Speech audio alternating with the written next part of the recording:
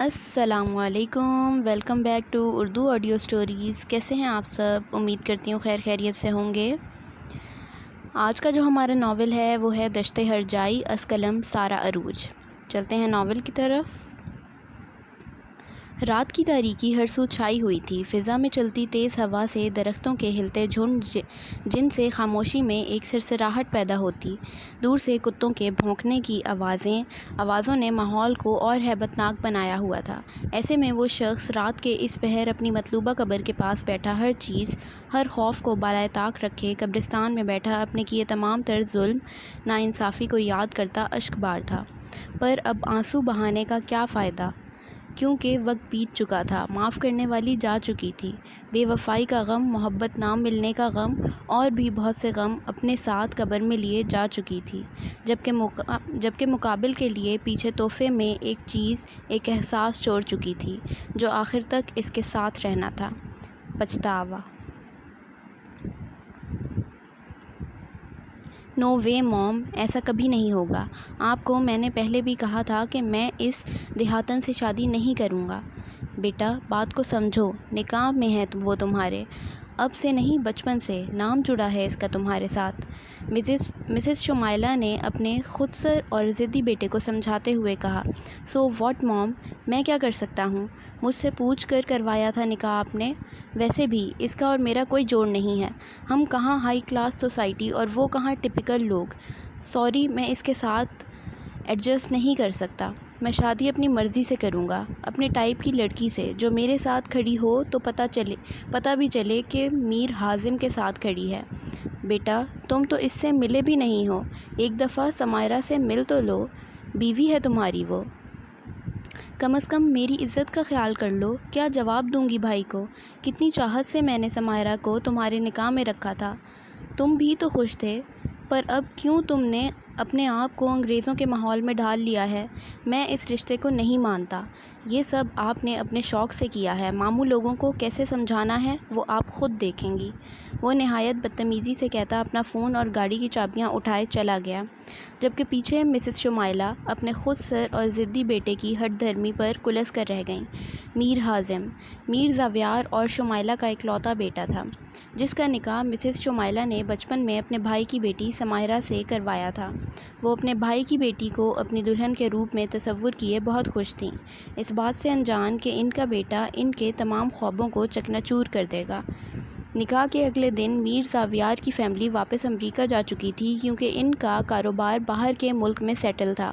باہر کے ملک میں رہتے ہوئے میر حازم کو باہر کی ہوا لگ چکی تھی، جس کی وجہ سے وہ اس ماحول کا عادی ہو چکا تھا۔ اس کو ہر چیز ویل اسٹیبلشڈ چاہیے ہوتی تھی، جبکہ وہ اپنی دنیا میں مگن یہ تک بھول چکا تھا کہ وہ کسی کے نام کے ساتھ منسوخ ہے۔ کوئی کتنی شدت سے اس کی واپسی کا منتظر ہے۔ دوسری طرف سمائرہ کے دل میں حازم کی محبت اندر تک جڑ پکڑ چکی تھی، وہ اس کی محبت میں پور پور ڈوب چکی تھی۔ ہر رات اس امید سے سوتی کہ شاید اگلا دن میر حازم کا دیدار کروائے گا۔ وہ آفس میں اپنی راکنگ چیئر پر بیٹھا آفس کی فائل سائن کر رہا تھا کہ اس کے آفس کی بجتی بیل نے اس کا تسلسل توڑا۔ Hello, what? آپ وہیں رکیے، میں ابھی آتا ہوں۔ مقابل سے ملنے والی خبر پر وہ تمام کام کو چھوڑتا جلدی سے گھر کی جانب روانہ ہوا۔ نجمہ۔ وہ ہڑبڑاتا ہوا گھر میں داخل ہوا اور میڈ کو آواز دیتے ہوئے بولا، جی صاحب، موم کہاں ہیں؟ جی وہ اپنے کمرے میں۔ موم! وہ دروازہ کھولتا اندر کی جانب آیا، جبکہ حازم کو دیکھ کر وہ منہ موڑ چکی تھی۔ ناراض ہیں آپ؟ آئی ایم سوری موم، مجھے آپ سے ویسے بات نہیں کرنی چاہیے تھی، پلیز ناراض تو نہ ہو۔ وہ کسی بچے کی طرح ہاتھ سے ان کا چہرہ اپنی جانب کرتے ہوئے بولا، کیوں آئے ہو؟ اب بھی نہ آتے؟ بات تو تم نے میری ماننی ہی نہیں ہے۔ اچھا ہے، جلدی مر جاؤں گی، جان چھوٹے گی تمہاری، پھر کرتے رہنا اپنی مرضی۔ موم پلیز ایسا تو نہ بولیں، آپ جانتی ہیں ڈیڈ کے بعد میرا سب کچھ آپ ہی ہیں۔ وہ ایک دم تڑپتے ہوئے بولا، بیٹا تو مان لو نا میری بات، یوں اس عمر میں مجھے میرے اپنوں کے سامنے رسوا نہ کرو بیٹا۔ میں چاہتی ہوں اپنی آنکھوں کے سامنے تمہارا گھر بستے ہوئے دیکھ لوں، روز خواب میں تمہارے بابا مجھے لینے آتے ہیں، میں بھی ان کے پاس جانا چاہتی ہوں، وہ بہت اکیلے ہیں، مجھے پکارتے ہیں۔ بیٹا، میرے پاس وقت بہت کم ہے، اپنی ماں کی یہ آخری خواہش سمجھ کر پورا کر دو۔ موم، میں تیار ہوں، بس آپ اس طرح کی باتیں نہ کرا کریں۔ وہ آنکھوں میں آئی نمی کو پرے دھکیلتے ہوئے بولا، بہت شکریہ بیٹا، تم نہیں جانتے تمہارے اس فیصلے نے مجھے کتنا پرسکون کیا ہے۔ وہ اس کی پیشانی کے بالوں کو ہٹائے محبت سے ماتھے کا بوسہ لیتے ہوئے بولی، اب آپ ریسٹ کریں موم، میں چلتا ہوں۔ سماہرہ، کون سی بلا ہو تم، جس نے میری موم کو اپنا اسیر بنا لیا ہے کہ وہ تمہارے لیے مجھ سے ناراض تک ہو گئیں۔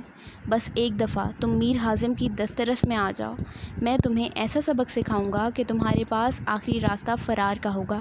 حیات تنگ نہ کی تم پر تو میرا نام میر حازم نہیں۔ وہ کمرے سے منسلک بالکنی میں سگریٹ کے گہرے گہرے کش لگاتا، اپنے اشتعال پہ قابو پاتا سمائرہ کے خلاف پروپیگنڈا بنا رہا تھا۔ آج وہ دن آن پہنچا تھا جب وہ پورے حق کے ساتھ اس کی شریک حیات کے روپ میں بیٹھ کر میر حازم کا انتظار کر رہی تھی۔ پورے کمرے کو سرخ اور سفید رنگ کے پھولوں سے سجایا گیا تھا۔ کمرے میں موجود گلاب کے پھولوں اور خوشبو والی موم بتی کی بھینی بھینی خوشبو ماحول کو اور زیادہ خوابناک بنا رہی تھی۔ وہ پری وش لال رنگ کے خوبصورت جوڑے میں ملبوس بیڈ پر بیٹھی حازم کے آنے کی منتظر تھی۔ وہ بہت خوش تھی کہ اس کا برسوں کا سفر آج ختم ہونے والا تھا، مگر وہ پری پیکر اس بات سے بے خبر تھی کہ سفر ابھی ختم نہیں ہوا۔ رات کے 2:30 بج چکے تھے، لیکن حازم کا ابھی تک کچھ پتہ نہیں تھا۔ البتہ اس کا انتظار کرتے کرتے سمائرہ کی آنکھ لگ چکی تھی۔ 3 بجے کے قریب حازم کمرے میں داخل ہوا جہاں وہ پری پیکر اس کو بیڈ کے ساتھ ٹیک لگائے سوتے ہوئے نظر آئے۔ ایک پل کے لیے وہ اس کے ہوشربا حسن میں کہیں کھو سا گیا تھا، لیکن پھر تمام تر پچھلی باتوں کو یاد کرتا، اپنی سوچوں کو جھٹکتا اس تک پہنچا اور جھنجھوڑ کر اسے اٹھایا۔ یہاں میری نیندیں میرے سکون کو برباد کر کے خود سکون فرما رہی ہو؟ سمائرہ نے نیند میں سے جھنجھوڑ کر ایسے اٹھائے جانے پر بوجھل آنکھوں سے اس کی جانب دیکھا، جیسے بات کو سمجھنے کی کوشش کر رہی ہو۔ مجھے معاف کر دیں، وہ میری آنکھ لگ گئی تھی، وہ معصومیت سے سر جھکائے بولی تھی۔ جبکہ اس کا جواب سن کر حازم نے سمائرہ کی جانب ایسے دیکھا جیسے وہ کوئی پاگل ہو۔ یہاں تمہیں مذاق سوجھ رہا ہے؟ وہ معصوم اس کو غصے سے پھنکارتے دیکھ لرز سی گئی۔ ایسے کیا دیکھ رہی ہو؟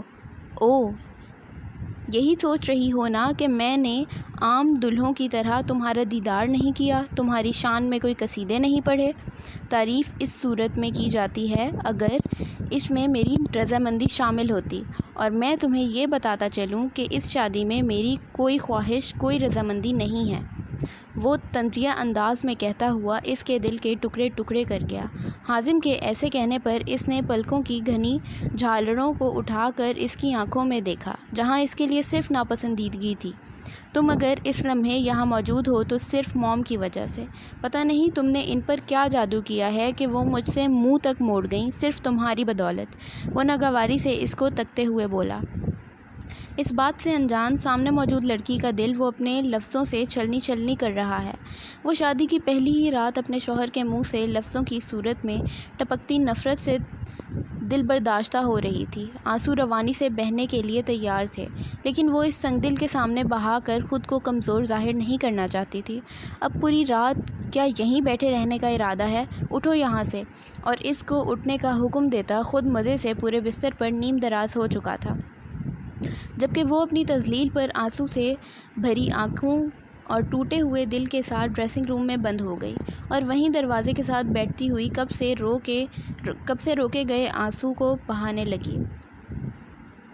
بخشا گناہوں کو سن کے دعاؤں کو، ربا پیار ہے تو نے سب کو ہی دے دیا، میری بھی آہوں کو سن کے دعاؤں کو، مجھ کو وہ دلا میں نے جس کو ہے دل دیا۔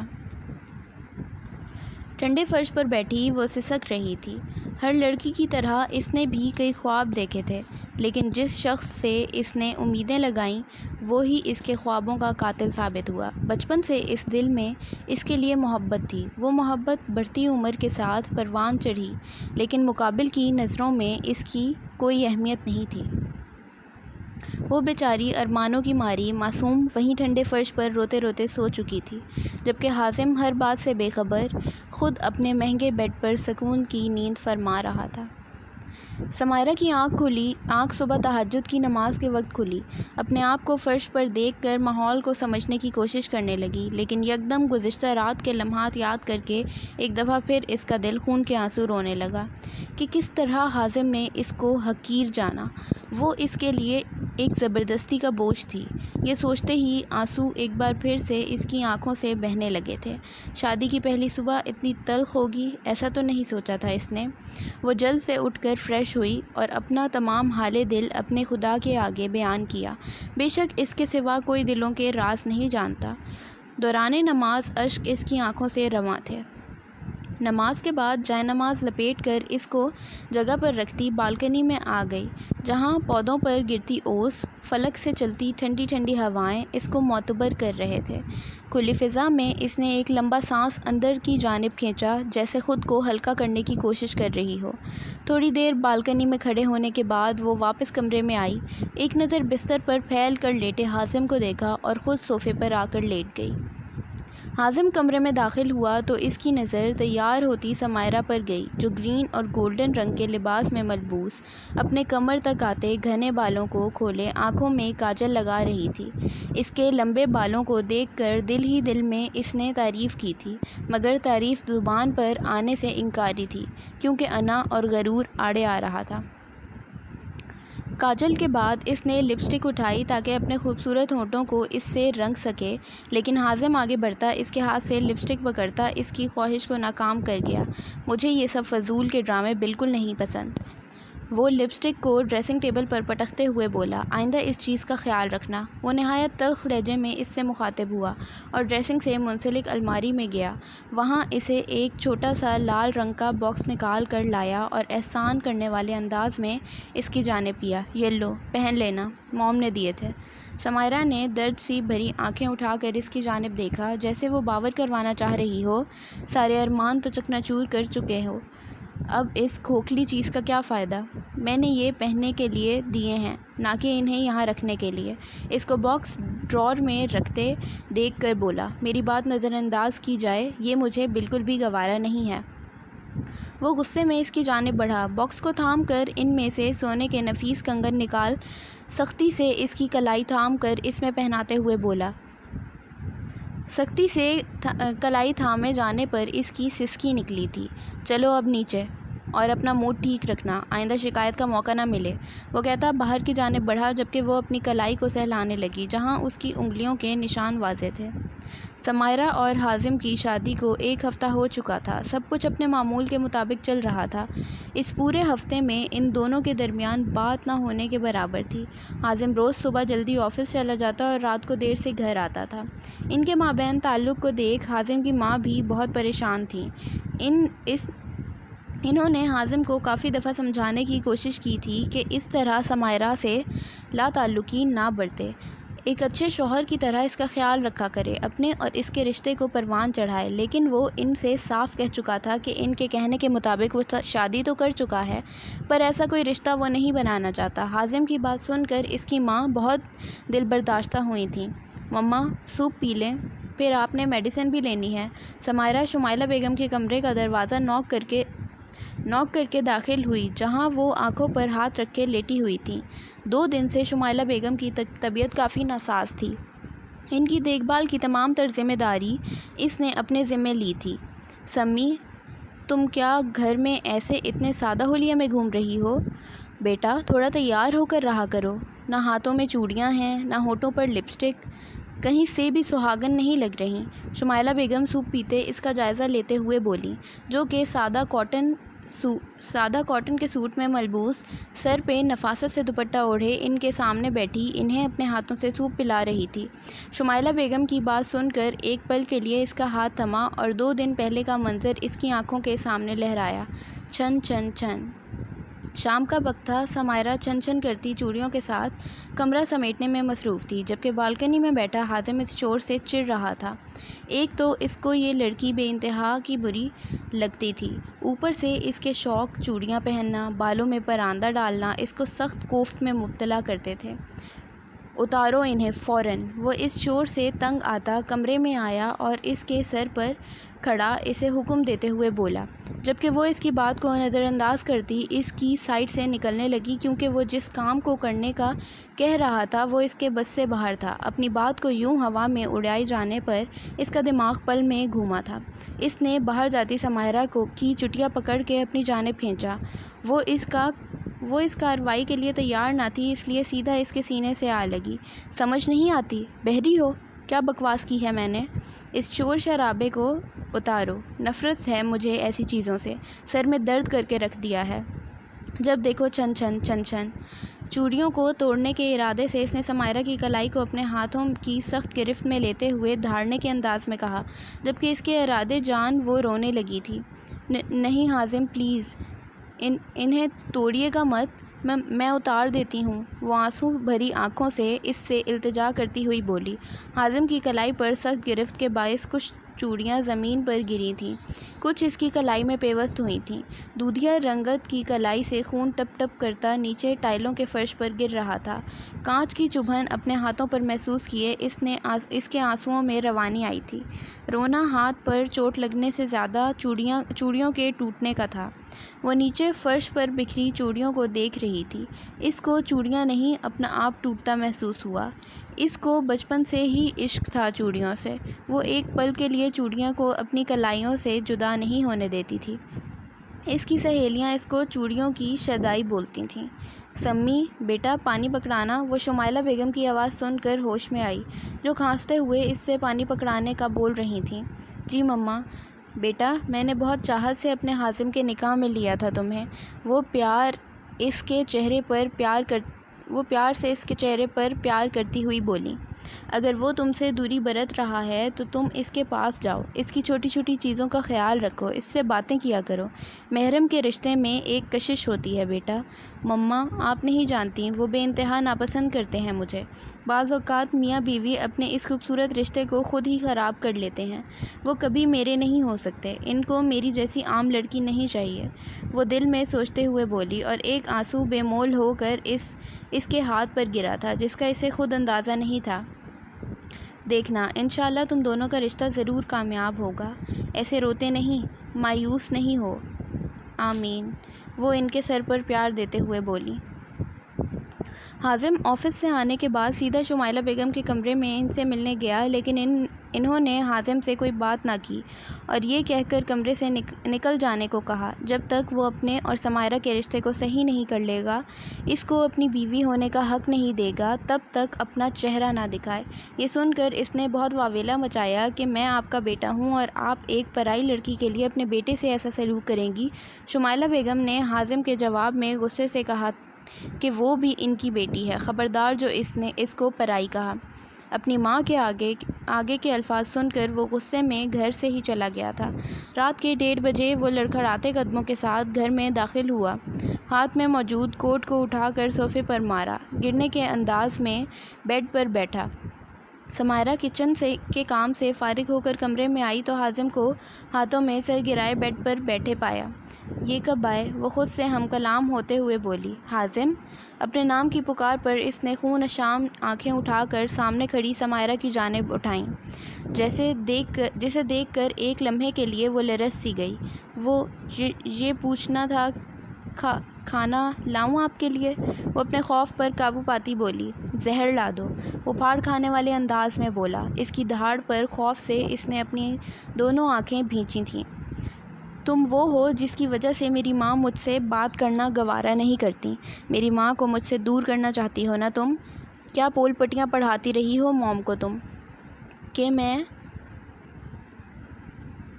کہ میں جابر ہوں، بہت ستم ڈھاتا ہوں تم پر، تمہیں تمہارے حقوق نہیں دیتا؟ اس کی گردن میں ہاتھ ڈالے اپنا چہرہ اس کے چہرے کے قریب تر کرتے ہوئے بولا۔ نہیں، میں نے کوئی شکایت نہیں کی۔ جھوٹ! اس نے چیختے ہوئے اس کی گردن پر گرفت اور مضبوط کی۔ لیکن آج کے بعد تم کوئی شکایت کرنے کے قابل نہیں رہو گی، کیونکہ تمہاری تمام شکایت میں دور کروں گا۔ کہتے ہی اس نے سمائرہ کو بیڈ کی جانب دھکیلا تھا۔ وہ اوندھے منہ جا کر بیڈ پر گری تھی۔ سیدھی ہو کر وہ جلدی سے دوسری جانب سے اترنے لگی کہ اس کو اپنا آپ حازم کی سخت گرفت میں محسوس ہوا۔ نہیں حازم پلیز نہیں، مجھے یوں بدلے کی بھیٹ مت چڑھائیں، وہ روتے ہوئے التجائیں کرتے ہوئے بولی، جبکہ وہ اس کا دوپٹہ اس کے وجود سے جدا کر چکا تھا۔ حازم مجھے یوں رسوا نہ کریں، پلیز پلیز حازم۔ جبکہ وہ اس کی تمام مزاحمت کو نظر انداز کیے اس کو خاموش کروا چکا تھا، اپنا تمام غصہ، وحشت، بدلہ سب اس معصوم کی نظر کر رہا تھا۔ حازم تولیے سے بال رگڑتا واش روم سے باہر نکلا تو بے ساختہ طور پر اس کی نظر سماہرہ پر گئی، جو آنکھوں کو بند کیے صوفے سے ٹیک لگائے بیٹھی تھی۔ تم کیا بیٹھی یوں ماتم کر رہی ہو؟ ناشتہ بناؤ جا کر میرے لیے۔ کوئی جابرانہ یا دنیا سے انوکھا کام نہیں کیا ہے، تمہاری اور موم کی خواہش کے مطابق بس اپنا حق وصول کیا ہے۔ میں تمہارا کوئی عاشق نہیں ہوں جس کو یوں نخرے دکھا رہی ہو، ناٹک تو ایسے کر رہی ہو جیسے بہت ظلم ڈھایا ہو تم پر۔ وہ بالوں میں کنگھی پھیرتے ہوئے بولا، کون سا حق؟ کیسا حق؟ کس حق کی بات کر رہے ہیں آپ مسٹر حازم؟ وہ دھیمے قدم چلتی اس تک آئی، اس کی آنکھوں میں دیکھتے سوال کرتی بولی، یہ ہے آپ کا سو کالڈ حق؟ وہ کندھے اور گردن پر اس ستمگر کے دیے گئے نشان کی جانب اشارہ کرتے ہوئے بولی، جسے ایک پل کے لیے دیکھ حازم بھی شرمندگی محسوس کر رہا تھا۔ نہیں حازم، یہ حق نہیں ہے، یہ غصہ، نفرت اور وحشت ہے جو آپ کے دل میں میرے لیے بھری ہے، وہ بھرائی ہوئی آواز میں بولی۔ آپ جیسے مرد اسی طرح اپنا غصہ اپنی بیویوں پر نکالتے ہیں اور اسے حق کا نام دے دیتے ہیں تاکہ بعد میں شرمندگی کا سامنا نہ کرنا پڑے۔ اگر آپ لوگ زیادہ ہی حق پر اکڑتے ہیں تو بیویوں کے دوسرے حقوق کیوں یاد نہیں رہتے آپ لوگوں کو؟ عزت دینا، محبت کرنا، خیال رکھنا، بھروسہ رکھنا، اعتبار کرنا، یہ سب چیزیں میاں بیوی کے رشتے کے لیے ضروری ہیں، لیکن آج کل آپ لوگوں کے ذہن میں صرف ایک ہی حق سر چڑھ بول رہا ہے، باقی کہیں دفن ہو چکے ہیں، ہمارے خوابوں کی طرح۔ تلخ مسکان چہرے پر سجائے آنکھوں میں بے بسی لیے وہ کمرے سے باہر نکل گئی، جبکہ حازم اس کو حیرت سے جاتا دیکھ رہا تھا۔ جس لڑکی کی زبان اس کے آگے چلتی نہیں تھی، آج وہ بے خوف اس کو آئینہ دکھا گئی تھی۔ ناشتہ بنانے کے بعد سمائرہ کا رخ شمائلہ بیگم کے کمرے کی جانب تھا تاکہ ان کو ناشتہ کروا کر میڈیسن دے سکے۔ جیسے ہی وہ کمرے میں داخل ہوئی تو اس کو کچھ معمول سے ہٹ کر محسوس ہوا۔ اس کی نظر شمائلہ بیگم کی جانب اٹھی جو کہ کروٹ لیے لیٹی تھیں۔ وہ ناشتہ ٹیبل پر رکھتی ان تک آئی اور ان کو آواز دے کر اٹھانے لگی، مما جی ناشتہ کر لیں، میڈیسن کا ٹائم ہو رہا ہے۔ لیکن آگے سے جواب ندارد۔ اس کو کچھ گڑبڑ کا احساس ہوا۔ آگے بڑھ کر سمائرہ نے ان کا رخ اپنی جانب کیا، مگر ان کا ڈھیلا وجود دیکھ اس کی چیخ بلند ہوئی، مما! سمائرہ کی چیخ سن سیڑھیوں سے اترتا حازم جلدی سے کمرے کی جانب آیا جہاں وہ شمائلہ بیگم کے وجود سے لپٹی رو رہی تھی۔ کیا ہوا حازم؟ مما وہ ہمیں چھوڑ کر چلی گئیں، وہ روتے ہوئے ہچکیوں کے درمیان بولی۔ سمائرہ کی بات سن کر یہ کیا بکواس کر رہی ہو؟ وہ غصے میں کھولتا اس کی جانب آیا، لیکن جیسے اس کی نظر اپنی ماں کے بے جان وجود پر پڑی تو اس کو کھڑا رہنا محال لگا۔ موم آپ ناراض ہیں؟ آئی ایم سوری، پر اس دنیا میں تنہا چھوڑ کر نہ جائیں، ناراضگی کی اتنی بڑی سزا نہ دیں۔ وہ ان کے ٹھنڈے وجود کو خود میں بھینچے روتے ہوئے بولا۔ اپنے کندھوں پر نرم ہاتھوں کا لمس محسوس کر کے اس نے پیچھے دیکھا جہاں سمائرہ کھڑی تھی۔ سمی تم بولو نا موم کو، وہ تمہاری بات سنے گی۔ بے خیالی میں اس کو یہ بھی معلوم نہ ہوا کہ وہ اس کو اس نام سے پکار گیا تھا جس سے بچپن میں پیار سے بلایا کرتا تھا۔ نہیں، وہ اب کسی کی نہیں سنے گی، وہ ٹپ ٹپ بہتے آنسوؤں کے ساتھ نفی میں سر ہلاتے ہوئے بولی۔ اپنی ماں کی تدفین کرنے کے بعد وہ تھکے ہوئے وجود کے ساتھ کمرے میں داخل ہوا جہاں اس کی نظریں سسکیوں کے ساتھ روتی سمائرہ پر گئیں۔ یہ لڑکی ہی منحوس ہے، اس کے قدم اس گھر کے لیے بھاری ثابت ہوئے ہیں۔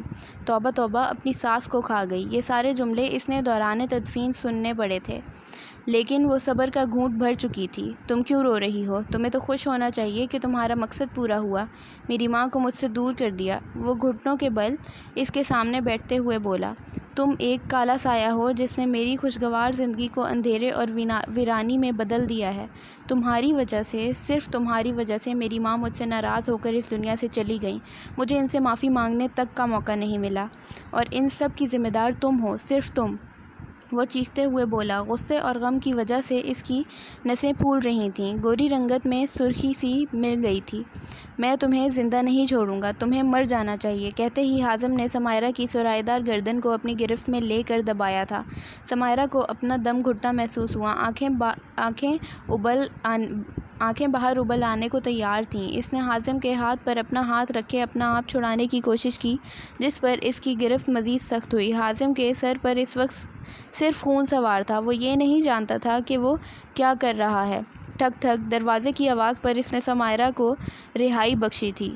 حازم کے چھوڑنے پر وہ دونوں ہاتھ زمین پر رکھے کھانسنے لگی تھی اور شکوہ کناں نظروں سے اس کی جانب دیکھا تھا، جیسے یہ احساس دلانا چاہ رہی ہو ان سب میں میری کیا غلطی ہے۔ وہ اس کی نظروں کے مفہوم کو نظر انداز کرتا دروازہ کھولنے گیا جہاں ملازمہ کھڑی تھی۔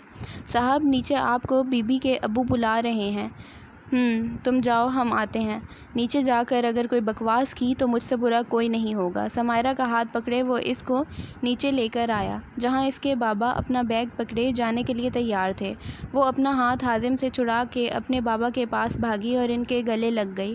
کافی دنوں بعد کسی اپنے کا لمس پا کر وہ پھوٹ پھوٹ کر رونے لگی۔ گڑیا، بابا کی جان، روتے نہیں۔ ان کی بات منہ میں ہی رہ گئی جب ان کی نظر اس کی گردن کے نشان پر گئی۔ یہ تم نے کیا ہے؟ انہوں نے حازم کی جانب دیکھتے ہوئے سوال کیا۔ ان کو اپنی آواز کسی گہری کھائی سے آتی محسوس ہوئی۔ ماموں، وہ ہم دونوں میاں بیوی کا معاملہ ہے، آپ بیچ میں نہ بولیں۔ وہ نہایت تلخ و گستاخانہ لہجے میں گویا ہوا۔ چٹاخ! سمائرہ کے بابا کے ہاتھ سے پڑنے والا تھپڑ نے حازم کی چلتی زبان کو قفل لگایا۔ یہ کس طرح بات کر رہے ہو؟ لگتا ہے باہر کے ملک میں رہ کر تم تمیز و تہذیب بھول چکے ہو۔ افسوس ہو رہا ہے مجھے اپنی مرحوم بہن پر جو تمہاری صحیح تربیت نہ کر سکی۔ ماموں پلیز، میری موم کے بارے میں ایک لفظ برداشت نہیں کروں گا۔ وہ غصے کے عالم میں مٹھیاں بھینچتے ہوئے بولا۔ کیوں نہ بولوں؟ تم میں کہیں سے بھی اپنے والدین کے جراثیم نہیں۔ کیا تمہارے باپ نے آج تک تمہاری ماں پر ہاتھ اٹھایا؟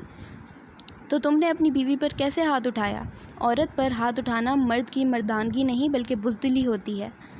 اب میں یہاں ایک لمحے اپنی بیٹی کو تم جیسے وحشی اور انسانیت سے گرے ہوئے انسان کے ساتھ نہیں رہنے دوں گا۔ اگر آپ اپنی بیٹی کو لے کر یہاں سے گئے تو واپسی کے دروازے اس کے لیے ہمیشہ بند رہیں گے، اور اگر آپ یہ سوچ رہے ہیں کہ خلا دلائیں گے تو میں آپ کو یہ یاد کروا دوں کہ ہمارے خاندان میں خلا لینا مکروہ ہے اور طلاق میں دوں گا نہیں۔ اب فیصلہ آپ پر ہے۔ وہ طنزیہ مسکراہٹ کے ساتھ جتانے والے انداز میں کہتا گھر سے نکل گیا۔ یہ بات اس کی انا کو کہاں گوارا تھی کہ کوئی اس کو دھتکارے۔ گڑیا، چلو تم میرے ساتھ۔ نہیں بابا، میں انہیں اس حال میں اکیلا چھوڑ کر نہیں جا سکتی۔ خدا کو حاضر و ناظر جان کر میں نے انہیں قبول کیا ہے۔ رخصتی کے وقت آپ نے اور ماما نے کہا تھا کہ شادی کے بعد سسرال ہی عورت کا اصل گھر ہوتا ہے۔ اس کو سنوارنا بنانا سب عورت کے ہاتھ میں ہے، اور میں اپنا گھر توڑنا نہیں چاہتی۔ میں ایک طلاق یافتہ عورت بن کر لوگوں کی نظروں میں مظلوم نہیں بننا چاہتی۔ یہ داغ نہیں چاہتی میں اپنے دامن پر۔ آپ نے کہا تھا کہ آپ کا بھرم رکھوں، اور آپ کی یہ گڑیا کبھی آپ کا بھرم ٹوٹنے نہیں دے گی۔ وہ مسکراہٹ اپنے ہونٹوں پر سجائے اپنے بابا سے بولی۔ وہ اپنی آنکھوں میں آئی نمی کو پرے دھکیلتے اس کے سر پر ہاتھ رکھ کے ہمیشہ خوش رہنے کی دعا دے کر جا چکے تھے۔ حازم کی ماں کو اس دنیا سے رخصت ہوئے 1 مہینہ بیت چکا تھا۔ کہتے ہیں کسی کے جانے سے وقت رکتا نہیں ہے۔ تھوڑے عرصے کے لیے ان کے ساتھ بتائے گئے لمحے یاد آتے ہیں۔ انسان ان لمحوں کے حصار میں ہوتا ہے، پر بہت جلد وہ واپس اپنی زندگی میں مصروف ہو جاتا ہے۔ کچھ ایسا ہی حال حازم کا بھی تھا۔ وہ بھی اپنی زندگی میں مگن ہو چکا تھا۔ ہیل کی ٹک ٹک کرتی آواز پورے فلور پر گونج رہی تھی۔ وہ لڑکی گرلز پنک کوٹ پینٹ میں ملبوس، بالوں کو ہائی پونی میں مقید کیے، آنکھوں میں مہنگے سن گلاسز لگائے آگے بڑھ رہی تھی، جبکہ اس لڑکی کے گارڈز اس کے پیچھے ہاتھوں میں گن تھامے اس کی پیروی کر رہے تھے۔ وہ اپنے آفس کے گلاس کے دروازے کو دھکیل کر اندر داخل ہوئی اور مغرور چال چلتی چکور میز کے سامنے رکھی راکنگ چیئر پر جا بیٹھی، جہاں اس کا لیپ ٹاپ، ٹیشو باکس، پین اور ایک ٹیلی فون رکھا تھا جس سے آفس کے ورکرز سے بآسانی رابطہ کیا جا سکتا تھا۔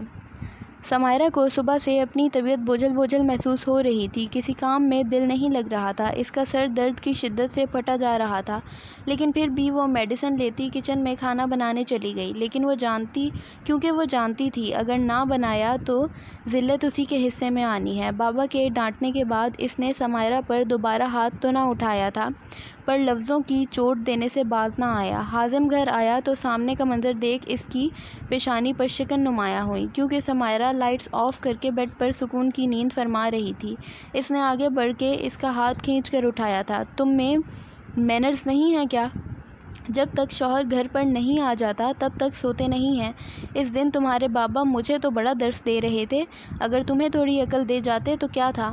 سمائرہ جو 15 منٹ پہلے دوائی لے کر لیٹی تھی، اچانک یوں اٹھائے جانے پر ہڑبڑا کر اٹھی اور حیرت سے حازم کو دیکھا۔ اب یوں آنکھیں پھاڑ پھاڑ کر کیا دیکھ رہی ہو؟ کھانا لگاؤ، میں فریش ہو کر آتا ہوں۔ وہ حکم دیتے ہوئے جا چکا تھا، مگر اپنی انا اور اپنے غرور میں اور غصے میں اس کے سر پر بندھے گئے دوپٹے کو نہ دیکھ پایا، یا پھر دیکھ کر بھی انجان بن گیا تھا۔ وہ فریش ہو کر نیچے آیا، تب تک وہ کھانا لگا چکی تھی۔ وہ کرسی کھینچ کر اس پر بیٹھ گیا اور کھانا کھانے لگا۔ تمہیں کیا ہوا؟ وہ اس کو ٹیبل پر سر ٹکائے دیکھ کر بولا۔ کچھ نہیں، بس ایسے ہی سر میں درد ہے۔ اچھا، ایک لفظی جواب دیے وہ واپس کھانے میں مصروف ہو گیا۔ You are my love, you are my life, I love you so much, I will get you and hide in my soul۔ وہ لڑکی شاندار کمرے میں موجود، جہاں اس کے آرام کی ہر آرائش مہیا تھی، نائٹ بلب کی روشنی میں کسی خوبرو نوجوان کی تصویر ہاتھوں میں تھامے ایک ٹرانس کی کیفیت میں بول رہی تھی۔ برتن سمیٹ کر جلدی سے اوپر پہنچو، حازم سمائرہ سے کہتا کمرے میں چلا گیا، جبکہ وہ سر میں اٹھنے والے درد کو برداشت کرتی کچن سمیٹ کر کمرے میں آئی، جہاں حازم پہلے سے بیڈ پر لیٹا اسی کا انتظار کر رہا تھا۔ میں نے سونے کے لیے نہیں کہا، پہلے سر دباؤ، میرا سر درد ہو گیا ہے، سارا دن آفس میں ورکرز کے ساتھ سر کھپانا پڑتا ہے، وہ اس کو لیٹتے دیکھ کر بولا، جبکہ وہ خاموشی سے اپنے نازک ہاتھوں سے اس کا سر دبانے لگی۔ تھوڑا زور سے دباؤ، جان نہیں ہے کیا ہاتھوں میں؟ تمہیں نہ کبھی عقل نہیں آنی ہے۔ یہاں لیٹو، میں بتاتا ہوں کیسے دباتے ہیں۔ کہنے کو تو ایک سلیقہ شار لڑکی ہو، مگر کوئی بھی کام ڈھنگ سے نہیں کر سکتی۔ حازم اٹھ کر بیٹھا اور سمائرہ کا سر اپنی گود میں رکھ کر آرام آرام سے اس کے سر کی مالش کرنے لگا۔ اس طرح دباتے ہیں، وہ اس کے سر کی فزیو کرتے ہوئے بولا، جبکہ دوسری طرف سمائرہ سر میں سکون ملنے کے باعث نیند کی وادیوں میں کھو چکی تھی۔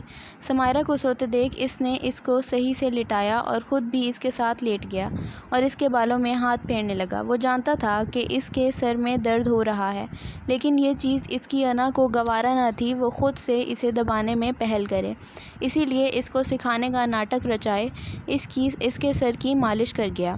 حازم کا دل سمائرہ کے لیے نرم پڑ رہا تھا، لیکن وہ ایسا کچھ سوچنا بھی نہیں چاہتا تھا۔ کیا ان کی زندگی، ان کی کہانی مکمل ہو پائے گی، یا لے گی سمائرہ کی زندگی نیا موڑ؟ یہ ایک بڑا ہال نما میٹنگ روم تھا، جس کے وسط میں ایک لمبی گول میز رکھی گئی تھی، جہاں دنیا کے مشہور بزنس ڈیلر اپنی نشست کے سامنے لیپ ٹاپ رکھے بیٹھے آنے والی شخصیت کا انتظار کر رہے تھے۔ قدموں کی چاپ سے سب داخلی دروازے کی جانب متوجہ ہوئے، جو اس بات کا اشارہ تھا کہ ان کا انتظار ختم ہوا، کیونکہ وہاں سے ایک میچیور لڑکی اپنی سیکرٹری کے ساتھ داخل ہوئی۔ اس لڑکی کے اندر داخل ہوتے ہی حازم پر ایک سحر سا طاری ہوا تھا۔ وہ دم بخود سا اس کو دیکھ رہا تھا۔ گوری رنگت، لمبی ناک، ہلکے میک اپ سے سجا چہرہ، باریک کٹادار لب، گہری نیلی آنکھیں، اوپر سے ویل کانفیڈنٹ۔ اس لڑکی کو دیکھتے ہی حازم کے دل سے آواز آئی تھی، یہ لڑکی میر حازم کے لیے پرفیکٹ ہے۔ ہیلو، گڈ مارننگ، مائی نیم از رباب شمس۔ رباب نے اندر داخل ہو کر اپنا تعارف کروایا اور پھر پریزنٹیشن شروع کی۔ اس کی آواز میں ایک کشش سی تھی، جس نے میر حازم کے ساتھ سب کو اپنی جانب جکڑا ہوا تھا۔ سمائرہ جو کمرہ صاف کرنے کے بعد کچن میں کھانا بنانے کے لیے داخل ہوئی تھی، چکر آنے کے باعث ٹیبل کا سہارا لیا۔ کیا ہوا بی بی جی؟ یہ لیں پانی پئیں۔ ملازمہ جو برتن دھو رہی تھی سمائرہ کو دیکھ اس تک آئی۔ کچھ نہیں، بس چکر سے آ رہے ہیں اور سر میں درد رہتا ہے، وہ پانی پکڑتے ہوئے بولی۔ بی بی جی میری مانیں تو آپ ایک بار ڈاکٹر سے رابطہ کر لیں، وہ برتن دھوتے ہوئے بولی۔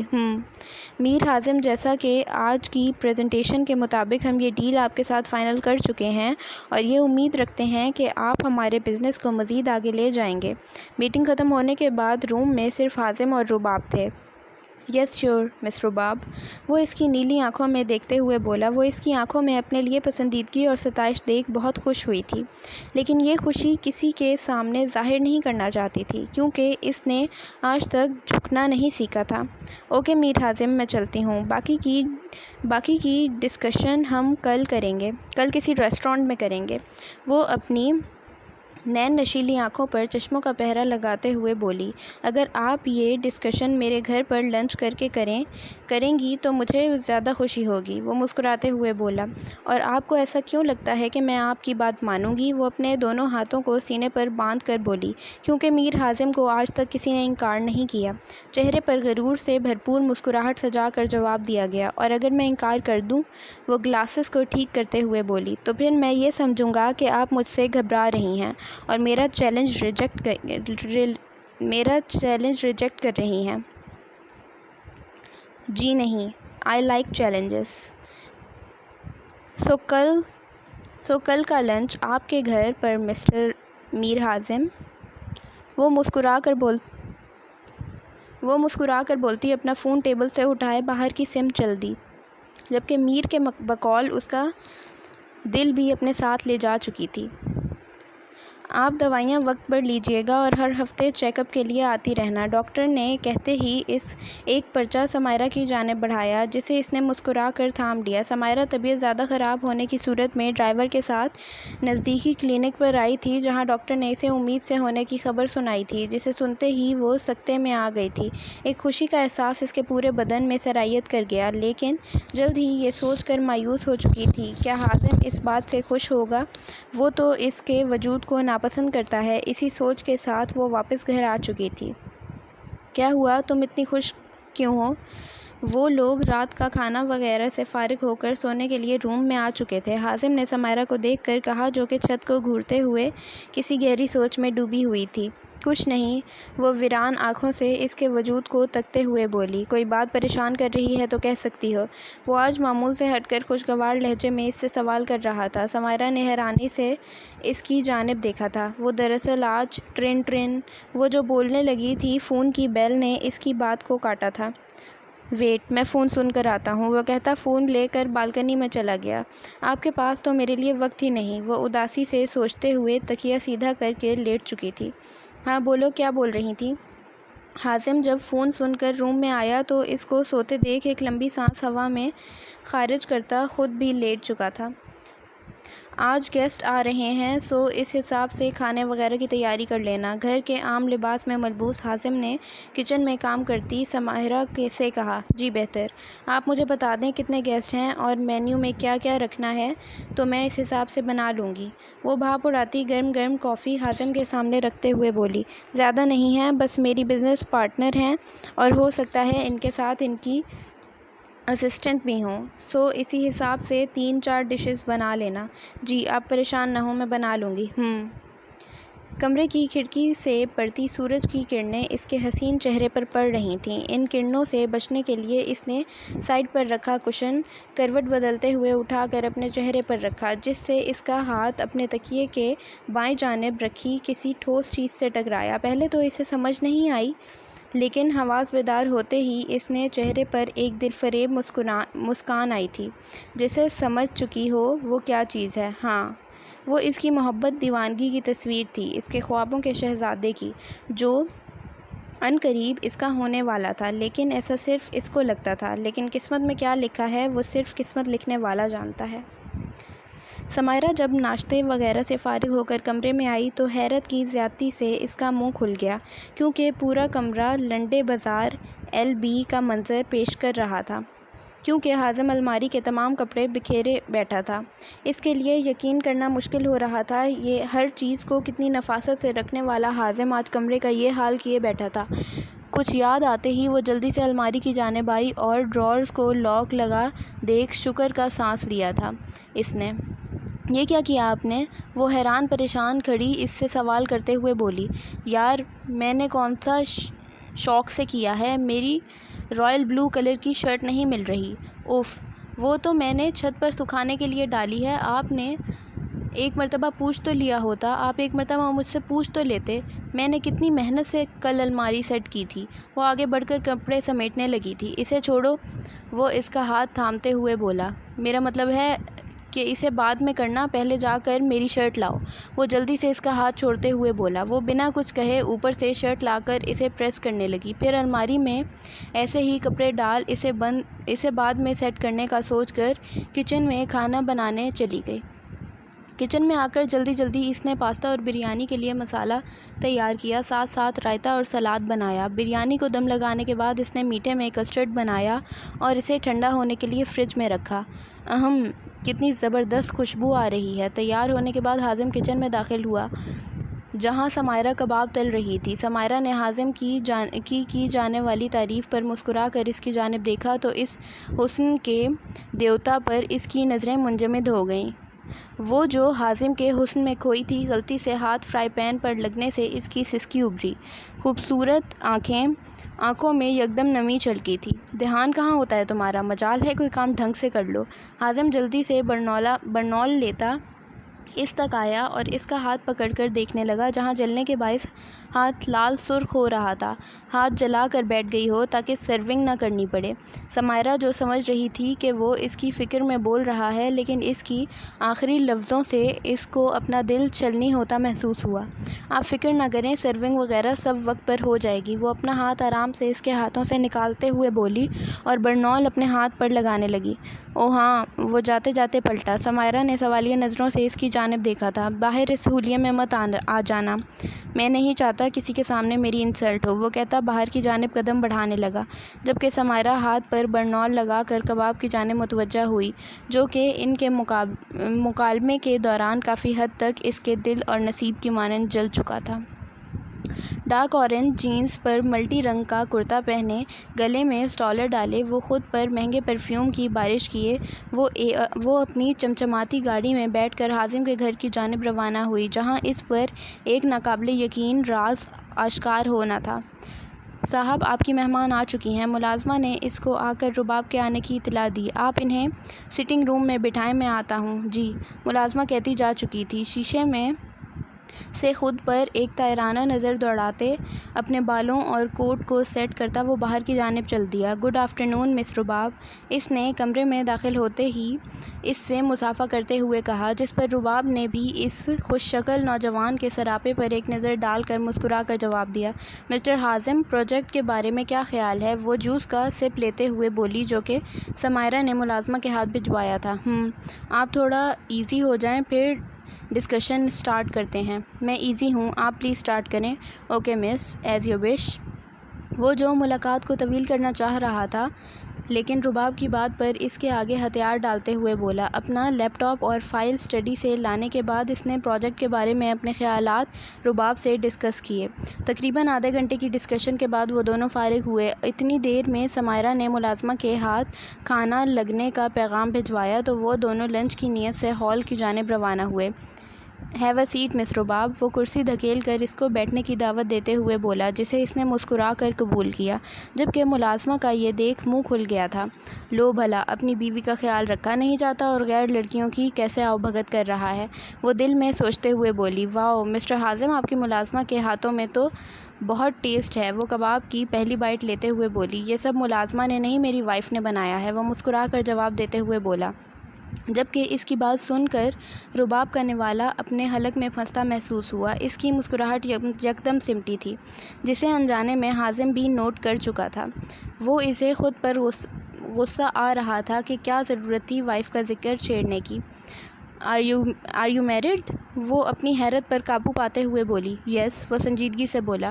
اوہ، کنگریچولیشنز، مجھے نہیں پتا تھا، وہ بھرائی ہوئی آواز کے ساتھ بولی تھی۔ اس کے دل کی دنیا یکدم ویران ہوئی تھی، ہر چیز سے اس کا دل اچاٹ سا ہو گیا تھا۔ بائی دا وے، آپ کی وائف نظر نہیں آ رہی؟ جی، وہ اوپر روم میں ہے، شاید سو رہی ہے، وہ شرمندگی سے بولا تھا۔ اس کو سمائرہ پر غصہ آ رہا تھا. مطلب یہ لڑکی خود کو سمجھتی کیا ہے؟ Oh it's okay, no issue, thank you so much for this special and grateful lunch. بہت شکریہ اتنے اچھے اور خاص لنچ کے لیے. وہ کرسی سے کھڑے ہوتے ہوئے بولی. Oh okay dear, it's mine player, goodbye. اوہ کوئی بات نہیں، یہ تو میرا فرض تھا، گڈ بائے. وہ اپنی گاڑی میں بیٹھے گھر کی جانب روانہ ہو گئی. رباب کے جانے کے بعد حازم کمرے میں آیا اور غصے سے سمائرہ کی جانب بڑھا جو کہ الماری سے کپڑے سیٹ کر رہی تھی. تم سمجھتی کیا ہو خود کو؟ بہت زیادہ ایٹیٹیوڈ ہے تم میں. وہ اشتعال کے عالم میں اس کا ہاتھ پکڑ کے اپنی جانب گھماتے بولا. آج تمہاری وجہ سے مجھے رباب کے سامنے شرمندگی اٹھانی پڑی. کتنا امبیرس فیل کر رہا تھا میں. کیا ہو جاتا اگر تم تھوڑی دیر کے لیے نیچے آ جاتی؟ تمہیں نظر نہیں لگ جانی تھی. مسئلہ کیا ہے آپ کے ساتھ؟ آپ آج ایک مرتبہ بتا دیں. کبھی آپ کو میری ڈریسنگ کا ایشو ہوتا، کبھی اپنی امیج کا. اس لیے نہیں آئی تھی کہیں آپ کو مجھ جیسی ٹپیکل لڑکی کی وجہ سے اپنی ہائی کلاس سوسائٹی میں شرمندگی نہ اٹھانی پڑے. وہ اس سے اپنا ہاتھ چھڑاتی کمرے سے نکلتی چلی گئی، جبکہ پیچھے حازم غصے سے پیچ و تاب کھاتا رہ گیا. چاند کی مدھم چاندنی میں ہر چیز اونگتی محسوس ہو رہی تھی. رات کے اس اندھیرے میں وہ بالکنی میں کھڑی تھی. آج دوپہر کی حازم کی بات سن کر اس کی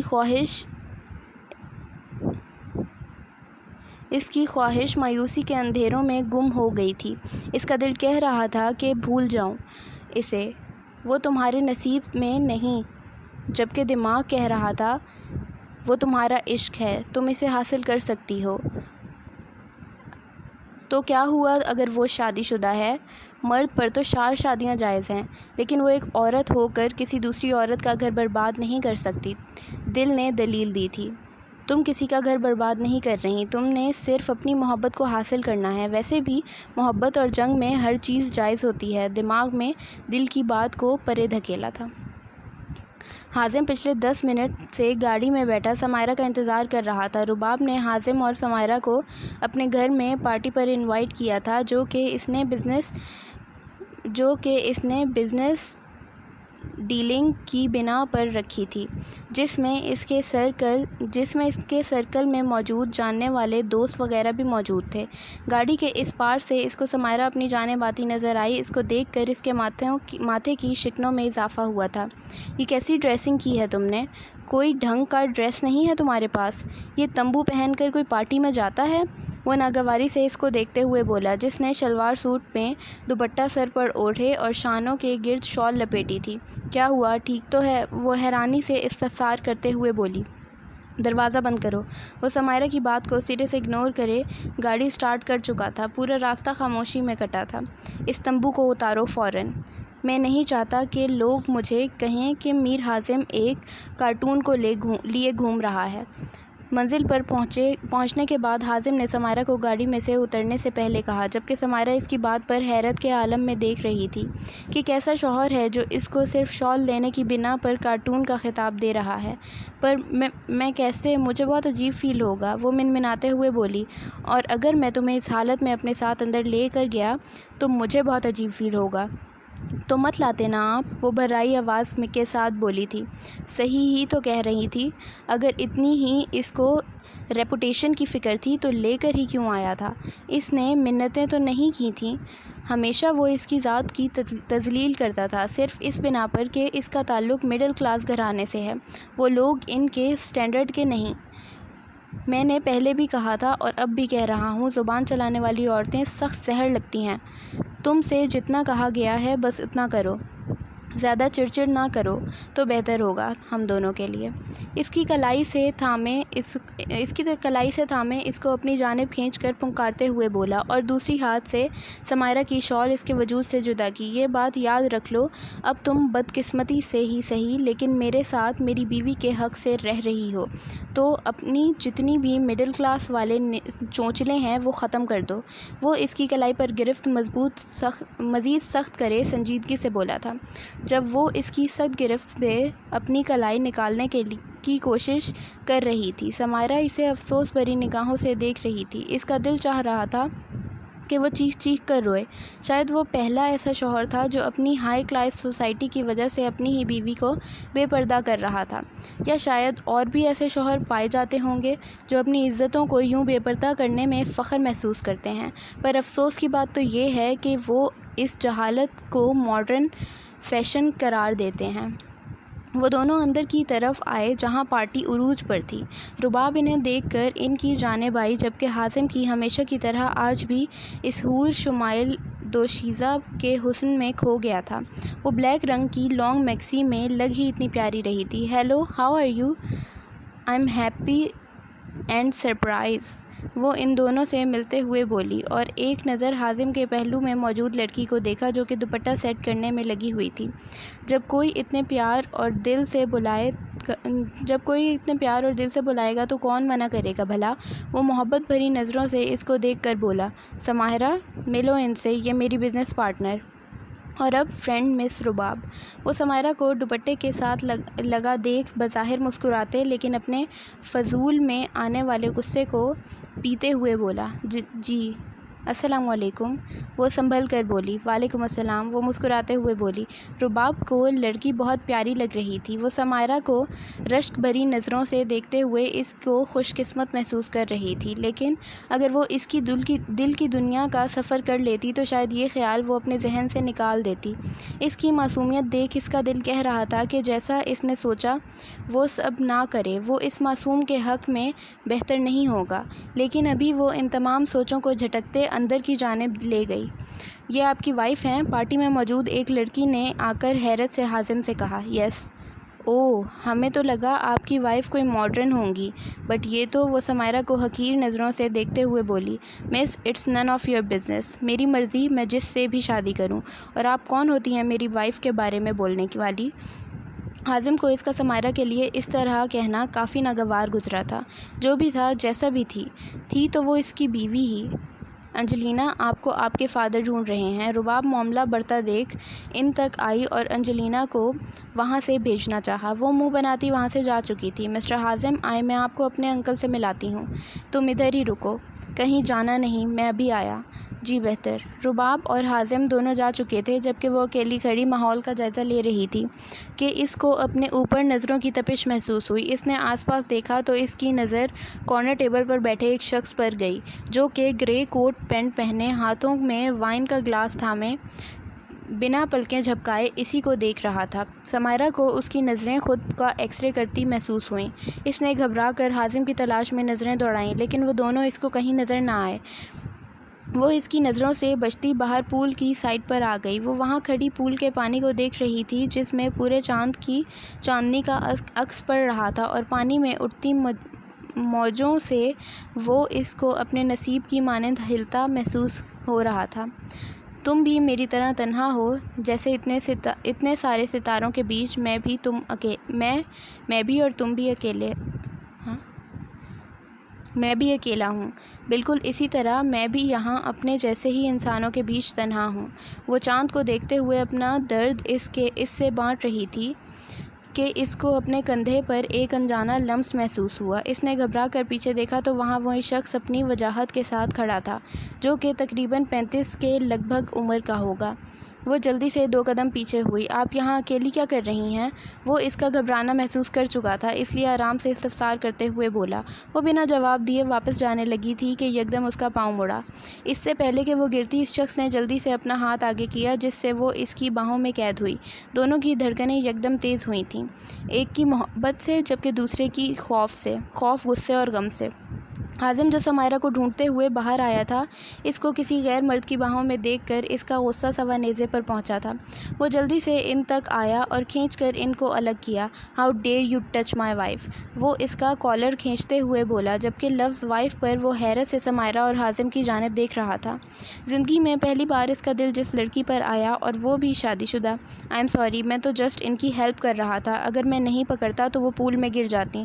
وہ صفائی دیتے ہوئے بولا، تو گر جانے دیتے حازم، سماہرہ نے خوف سے لبریز چہرے کے ساتھ اس کو پکارا۔ اس نے گھور کر اس کی جانب دیکھا اور چلا کر بولا، shut up mister Salman, it's it's a last warning for you, وہ انگلی اٹھاتے ہوئے بولا۔ وہ کھینچ کر سمائرہ کو لیتا وہاں سے نکلتا چلا گیا اور سیدھا لا کر اس کو گاڑی کے ساتھ پن کیا۔ بہت شوق ہے تمہیں غیر مردوں کی باہوں کا ہار بننے کا، وہ اس کو جبڑے سے دبوچتے ہوئے بولا۔ نہیں، میں نے جان بوجھ کر نہیں، وہ اٹک اٹک کے بولی تھی، جبکہ ظالم آنسو نہ چاہتے ہوئے بھی آنکھوں سے پھسلے تھے۔ ویسے تو بہت پارسا بنتی ہو، اب کہاں گئی تمہاری وہ پارسائی؟ آپ میری shut up, just shut up, وہ دھاڑتے ہوئے بولا تھا۔ خوف سے اس نے اپنی آنکھیں میچی تھیں۔ اپنے بالوں میں ہاتھ پھیرتا وہ خود کو پرسکون کرنے کی کوشش کر رہا تھا۔ رہ رہ کر اس کو وہ لمحہ یاد آ رہا تھا جب سمائرہ سلمان کی باہوں میں تھی۔ وہ تو اس سے نفرت کا دعوے دار تھا، پھر اسے کیوں برا لگ رہا تھا؟ کہتے ہیں نکاح کے بعد اپنے محرم سے محبت ہو جایا کرتی ہے، بس اسے سمجھنا صرف انسان کو خود چاہیے۔ وہ ریش ڈرائیونگ کرتا گھر تک پہنچا۔ 2 مرتبہ ان کی گاڑی کا ایکسیڈنٹ ہوتے ہوتے بچا تھا۔ سمائرہ ساتھ والی سیٹ پر بیٹھی رونے کا شغل فرما رہی تھی۔ گاڑی لاتے اس نے پارکنگ میں کھڑی کی اور بنا اس کی جانب دیکھے سیدھا اوپر چلا گیا۔ اس نے کمرے میں داخل ہونے کے لیے جیسے ہی نوب گھمایا تو دروازہ اندر سے لاک تھا۔ حازم نے کمرے میں داخل ہوتے ہی لاک لگا دیا تھا، جس کا صاف مطلب تھا کہ وہ اس کی موجودگی نہیں چاہتا۔ وہ 5 منٹ دروازے سے سر ٹکائے کھڑی رہی، پھر مایوسی سے اس بند دروازے کو دیکھ آنکھوں سے نکلتے آنسو کو صاف کرتی نیچے شمائلہ بیگم کے روم میں آ گئی۔ کمرے میں داخل ہو کر ایک گہرا سانس لیا تھا اس نے، جیسے اپنے اندر کی گھٹن کو کم کرنا چاہ رہی ہو۔ پھر دھیمے قدم لیتی کھڑکی کے پاس آئی۔ مما، آپ نے کہا تھا حازم مجھ سے پیار کرتے ہیں، لیکن وہ پیار کیا، وہ تو سیدھے منہ بات تک نہیں کرتے۔ وہ آسمان کی جانب دیکھتے خیالوں میں شمائلہ بیگم سے باتیں کرتے ہوئے بولی۔ آپ اللہ تعالیٰ سے کہیں نا ان کے دل میں میرے لیے محبت ڈال دیں۔ دوسری جانب حازم سگریٹ لبوں میں دبائے گہرے گہرے کش لے رہا تھا۔ اس کی اطراف میں سارا دھواں پھیلا ہوا تھا۔ سلمان کی آنکھوں میں سمائرہ کے لیے پسندگی دیکھ کر اس میں ایک لاوا سا ابل رہا تھا۔ کہاں برداشت تھا اس سے کہ کسی کی بھی نظر اس کی چیز پر پڑے، چاہے وہ پسندیدہ ہو یا ناپسندیدہ۔ یہ چیز اس کی غیرت کو للکار رہی تھی کہ اس کی بیوی پر کسی غیر مرد کی نظر ہے۔ اس کی غیرت تب کہاں تھی جب وہ اپنی بیوی کو بنا پردے کسی کے غیر مردوں کے سامنے پیش کر رہا تھا۔ کسی نے کیا خوب کہا ہے، مرد اپنی گاڑیوں کو گرد و غبار کے ڈر سے ڈھانپ لیتے ہیں، لیکن اپنے گھر کی عورتوں کو دنیا کی غلیظ نظروں سے بچانے کے لیے پردہ نہیں کرواتے۔ اس واقعے کو گزرے پورے 2 دن بیت چکے تھے۔ ان دونوں کا ابھی تک ایک دوسرے سے آمنا سامنا نہیں ہوا تھا۔ حازم جو پہلے تھوڑی بہت بات کر لیتا تھا، اس کے بعد سے وہ بھی ترک کر چکا تھا۔ وہ صبح سویرے اٹھ کر گھر سے نکل جاتا اور رات کو دیر سے لوٹتا تھا۔ سمائرہ روز رات کو کھانا لگا دیتی تھی، لیکن صبح اٹھ کر ٹیبل پر ویسے ہی پاتی تھی۔ وہ بہت زیادہ دل برداشتہ ہو چکی تھی۔ ٹینشن کے باعث اس کی صحت بھی دن بدن گرتی جا رہی تھی۔ اس نے فیصلہ کیا تھا وہ حازم کو منا لے گی، پر کیسے، یہ اس کی سمجھ سے باہر تھا۔ Happy birthday حازم۔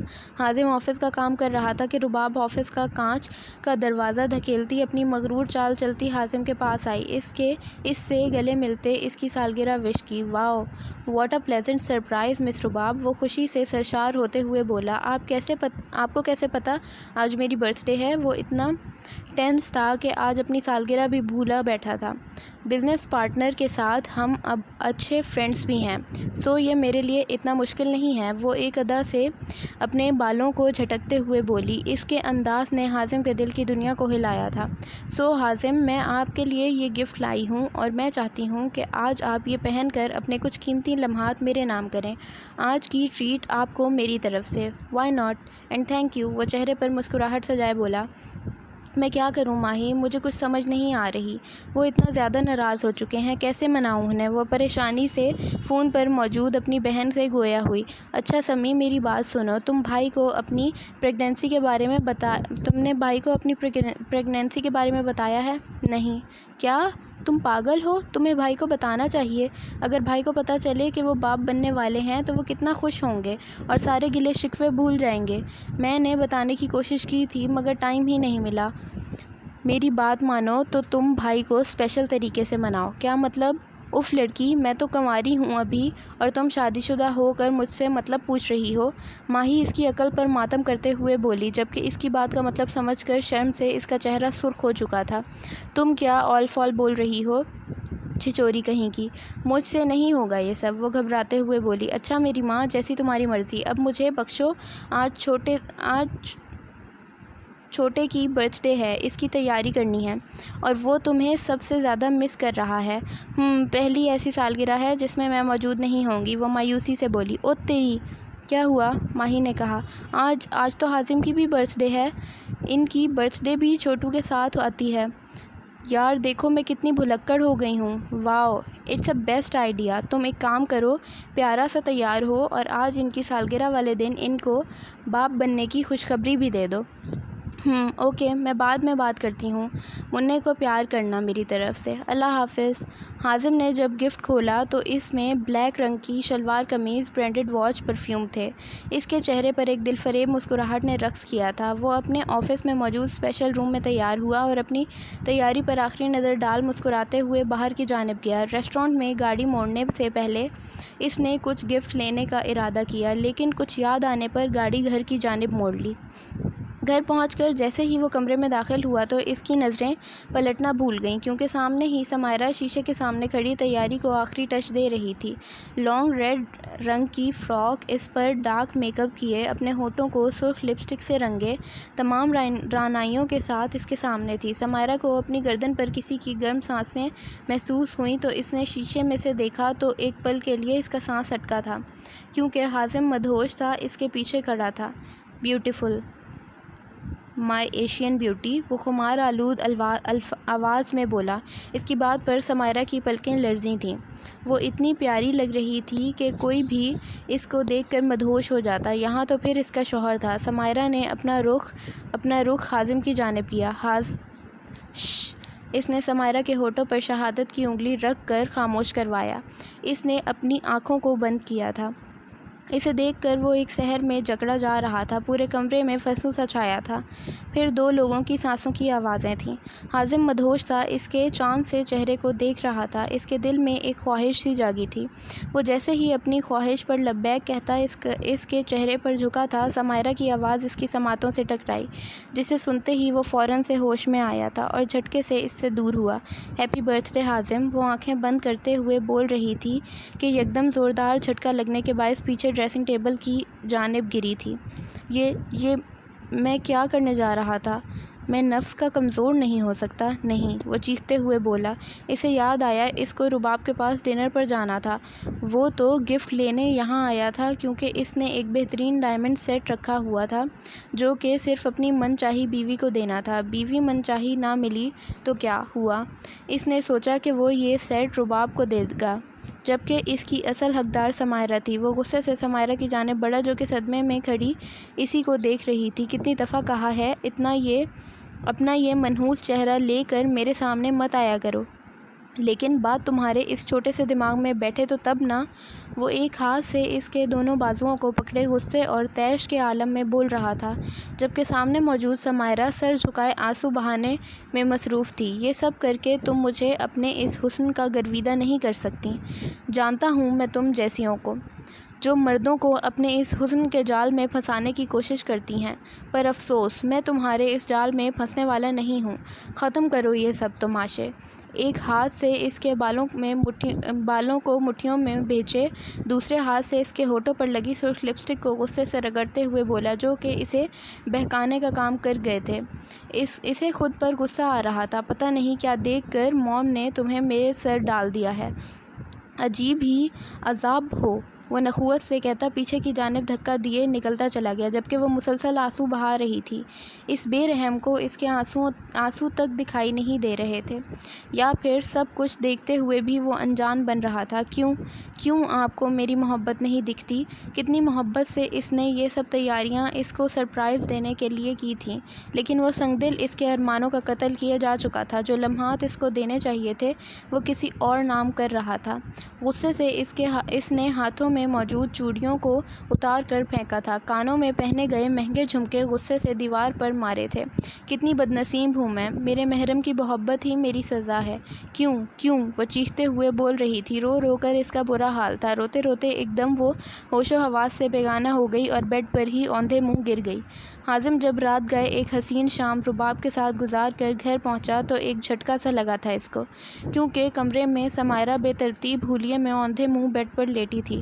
دوپٹہ اس کا زمین پر گرا اپنی ناقدری پر رو رہا تھا، جبکہ چوڑیاں کچھ زمین پر گریں کچھ بیڈ پر۔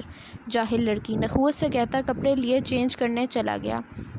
جب وہ چینج کر کے واپس آیا تو اس نے سمائرہ کو دیکھا جو ابھی بھی اسی حالت میں لیٹی تھی۔ وہ اس کے پاس آیا، سمائرہ سمائرہ، اس کو آواز دے کر اٹھانے کی کوشش کی مگر وہ جواب نہیں دے رہی تھی۔ حازم کی نظر اس کے چہرے پر پڑی تھی جہاں لپسٹک پھیلی تھی، چہرے پر آنسوؤں کے میٹھے میٹھے نشانات تھے۔ اس کو یکدم فکر لاحق ہوئی تھی۔ اس نے سمائرہ کی نبض چیک کی جو کہ بہت دھیمی چل رہی تھی۔ اس نے جلدی سے ڈاکٹر کو فون کیا اور جلدی گھر پر پہنچنے کا کہا۔ اگلے 20 منٹ میں ڈاکٹر ان کے گھر پر موجود تھیں، جو کہ سمائرہ کا چیک اپ کر رہی تھیں۔ کیا ہوا doctor? Is everything okay? No mister Hazim, آپ کی وائف نے کسی قسم کی ٹینشن لی ہے جس کی وجہ سے ان کا نروس بریک ڈاؤن ہوا ہے۔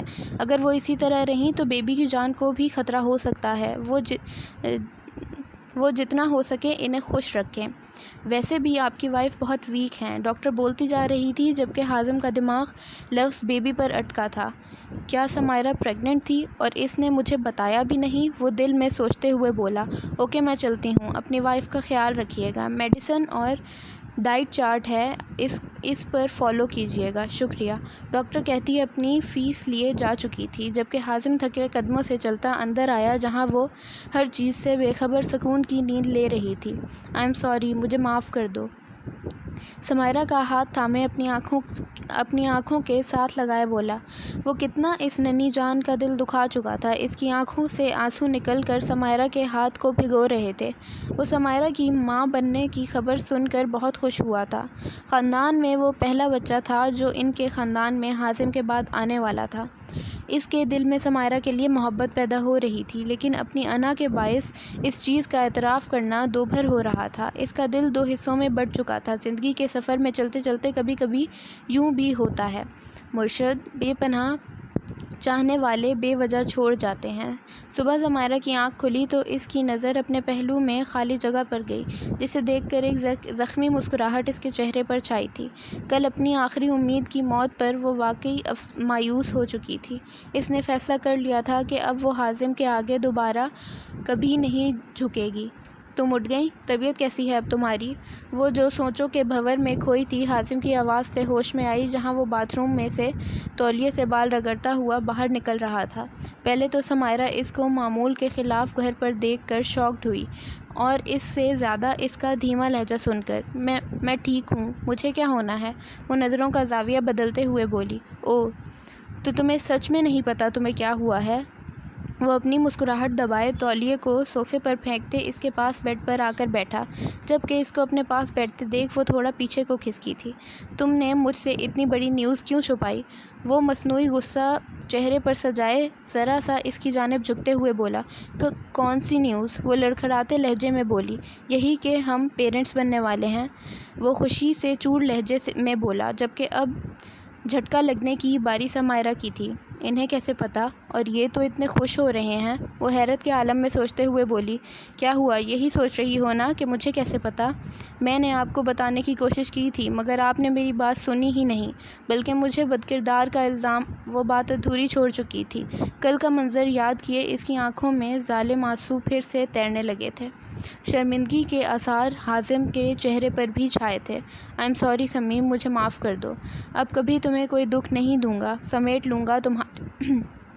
لوں گا تمہارے سب غم خود میں۔ وہ سمائرہ کو شدت سے خود میں بھینچتے احساس ندامت سے بول رہا تھا۔ سمائرہ ترسی حازم کی محبت کو ایک بار پھر وہ اس بے وفا پر اعتبار کرنے جا رہی تھی، لیکن شاید وہ یہ بھول چکی تھی، انسان بے شک بدل جائے لیکن اس کی خصلت نہیں بدلتی۔ آج ہم پورا دن ساتھ گزاریں گے، تمہاری پسندیدہ جگہ پر، جس میں صرف تم، میں اور ہمارا بچہ ہوگا۔ وہ اس کا چہرہ اوپر کیے مسکراتے ہوئے بولا، کوئی وعدہ نہیں، پھر بھی انتظار تھا تیرا، دور ہونے پر بھی اعتبار تھا تیرا، نہ جانے کیوں بے رخی کی تم نے ہم سے، کیا کوئی ہم سے زیادہ بھی طلبگار تھا تیرا۔ وہ دونوں اس وقت ساحل سمندر پر موجود تھے، وہاں کی گیلی ریت پر چلتے خود کی روح کو سکون پہنچا رہے تھے۔ حازم کا ایک ہاتھ پاکٹ جبکہ دوسرا اس کی گرد لپٹا ہوا تھا۔ سمندر کی اٹھتی موجوں نے ایک الگ موسیقی برپا کی ہوئی تھی، اس پر ستم، شام کا ڈھلتا سورج۔ یہ جگہ سمائرہ کی پسندیدہ جگہوں میں ایک تھی۔ خوش ہو ٹھنڈی ریت پر چلتے ہوئے حازم نے سوال کیا۔ بہت، وہ خوشی سے چہکتے ہوئے بولی، کیونکہ شادی کے بعد پہلی بار وہ اس کے ساتھ باہر گھومنے آئی تھی۔ اس کو بچوں کی طرح خوش ہوتے دیکھ حازم کے چہرے پر ایک بھرپور مسکراہٹ نے رقص کیا تھا۔ کیا آپ ہمیشہ ایسے رہیں گے؟ مطلب کبھی ناراض تو نہیں ہوں گے؟ چھوڑیں گے تو نہیں؟ اس کے سوال پر وہ چلتے چلتے رکا، اس کو پوری طرح اپنی جانب گھمایا اور اس کے دونوں ہاتھوں کو تھام کر بولا، میرا وعدہ ہے، اب کوشش کروں گا کہ کبھی بھی تمہیں کوئی تکلیف نہ دوں، اور اب تو چھوڑنے کا سوال ہی پیدا نہیں ہوتا۔ وہ مسکرا کر اس کے وجود کی جانب اشارہ کرتے بولا، جس پر اس نے شرما کر اپنا سر حازم کے سینے پر ٹکا دیا۔ دور کھڑی قسمت نے قہقہا لگایا تھا، وہ وعدہ ہی کیا جو وفا ہو جائے، وہ قرض ہی کیا جو ادا ہو جائے۔ کچھ وعدے پورے ہونے سے پہلے ہی ٹوٹ جایا کرتے ہیں۔ وہ جب اب اپنی زندگی میں خوبصورت خواب دیکھ رہی تھی، اسے کیا پتہ تھا کہ اس کی یہ خوشیاں، چہرے کی یہ مسکان مدت کے لیے ہیں۔ ڈیم اٹ، اس نے زور سے فون دیوار پر مارا تھا جس میں کچھ دیر پہلے اس کے گارڈ نے ان دونوں کی تصویریں بھیجی تھیں۔ How could you do this? وہ پرفیوم کی شیشیاں زمین بوس کرتے ہوئے بولی، تم میرے ہو، صرف میرے، یو آر مائن۔ اپنے بالوں کو کھینچتے زمین پر بیٹھتے ہوئے بولی۔ 2 دن بعد، حازم آپ میرے ساتھ ایسا کیسے کر سکتے ہیں؟ وہ غصے سے آفس کا دروازہ کھول کر اندر داخل ہوئی۔ کیا کیا ہے میں نے؟ وہ حیرانی سے استفسار کرتے ہوئے بولا۔ محبت کے وعدے، قسمیں میرے ساتھ کھائی ہیں آپ نے، اور اپنی بیوی سے نفرت کا دعویٰ کرنے کے بعد واپس آپ اس کے پاس لوٹ رہے ہیں۔ وہ روتے ہوئے بولی، Rabab darling, try to understand, she is expecting, وہ ماں بننے والی ہے میری اولاد کی، جو میں کسی صورت اسے کھو نہیں سکتا۔ وہ پیار سے اس کا گال سہلاتے ہوئے بولا، اس کا مطلب آپ مجھ سے اب شادی نہیں کریں گے؟ وہ آنکھوں میں موٹے موٹے آنسو لیے بولی، میں حازم please don't say no, I can't live without you. وہ اس کے ہونٹوں پر اپنی شہادت کی انگلی رکھتے ہوئے بولی، میں نہ کیوں بولوں گا؟ وہ اپنے دل کو سنبھالتے ہوئے بولا، ڈو یو لو می؟ وہ اس کے کالر کو تھامے اپنا چہرہ اس کے چہرے کے قریب کرتے ہوئے بولی، yes of course I do. آپ میرا عشق، میرا جنون ہے حازم، تمہیں خبر ہی نہیں ہم کہاں سے گزرے ہیں، تیری تلاش میں ہم 2 جہاں سے گزرے ہیں۔ زمانہ یاد کرے گا اب ہمیں بھی برسوں، کچھ ایسی مثال زمانے سے کر گزرے ہیں۔ تم بھی جان ہی لوگے جنون عشق کیا ہے، تم یہاں تک تو پہنچو جہاں سے ہم گزرے ہیں۔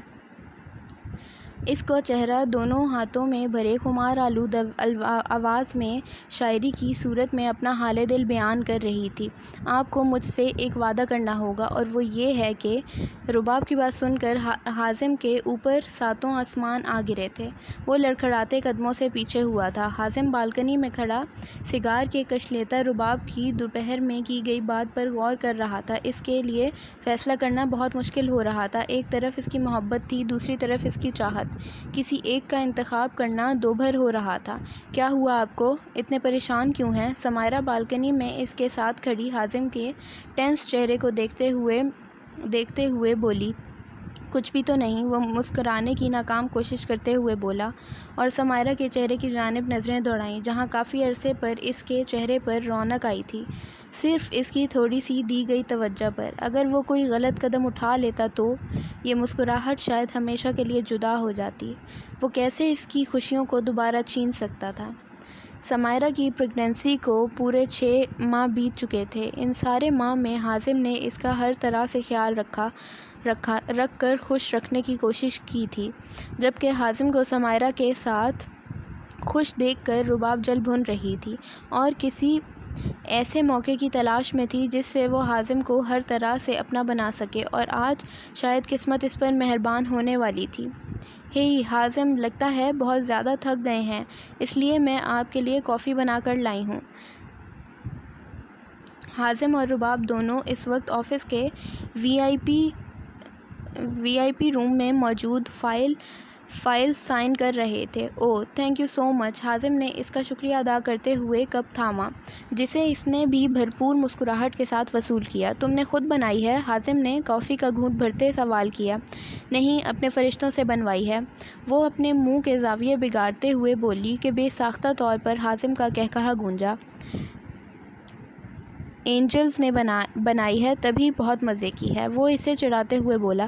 "اینجلز نہیں، صرف اینجل نے بنائی ہے، اور وہ بھی صرف آپ کی اینجل۔" وہ ایک ادا سے بولی تھی کہ حازم اش کر اٹھا۔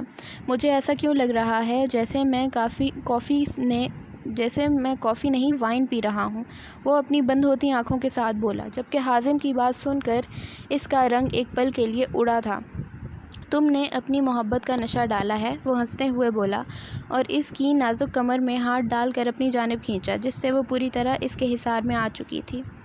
"ہمارے بعد نہ آئے گا اسے چاہت میں ایسا سکون، وہ زمانے سے کہتا پھرے گا مجھے چاہو اس پاگل کی طرح۔"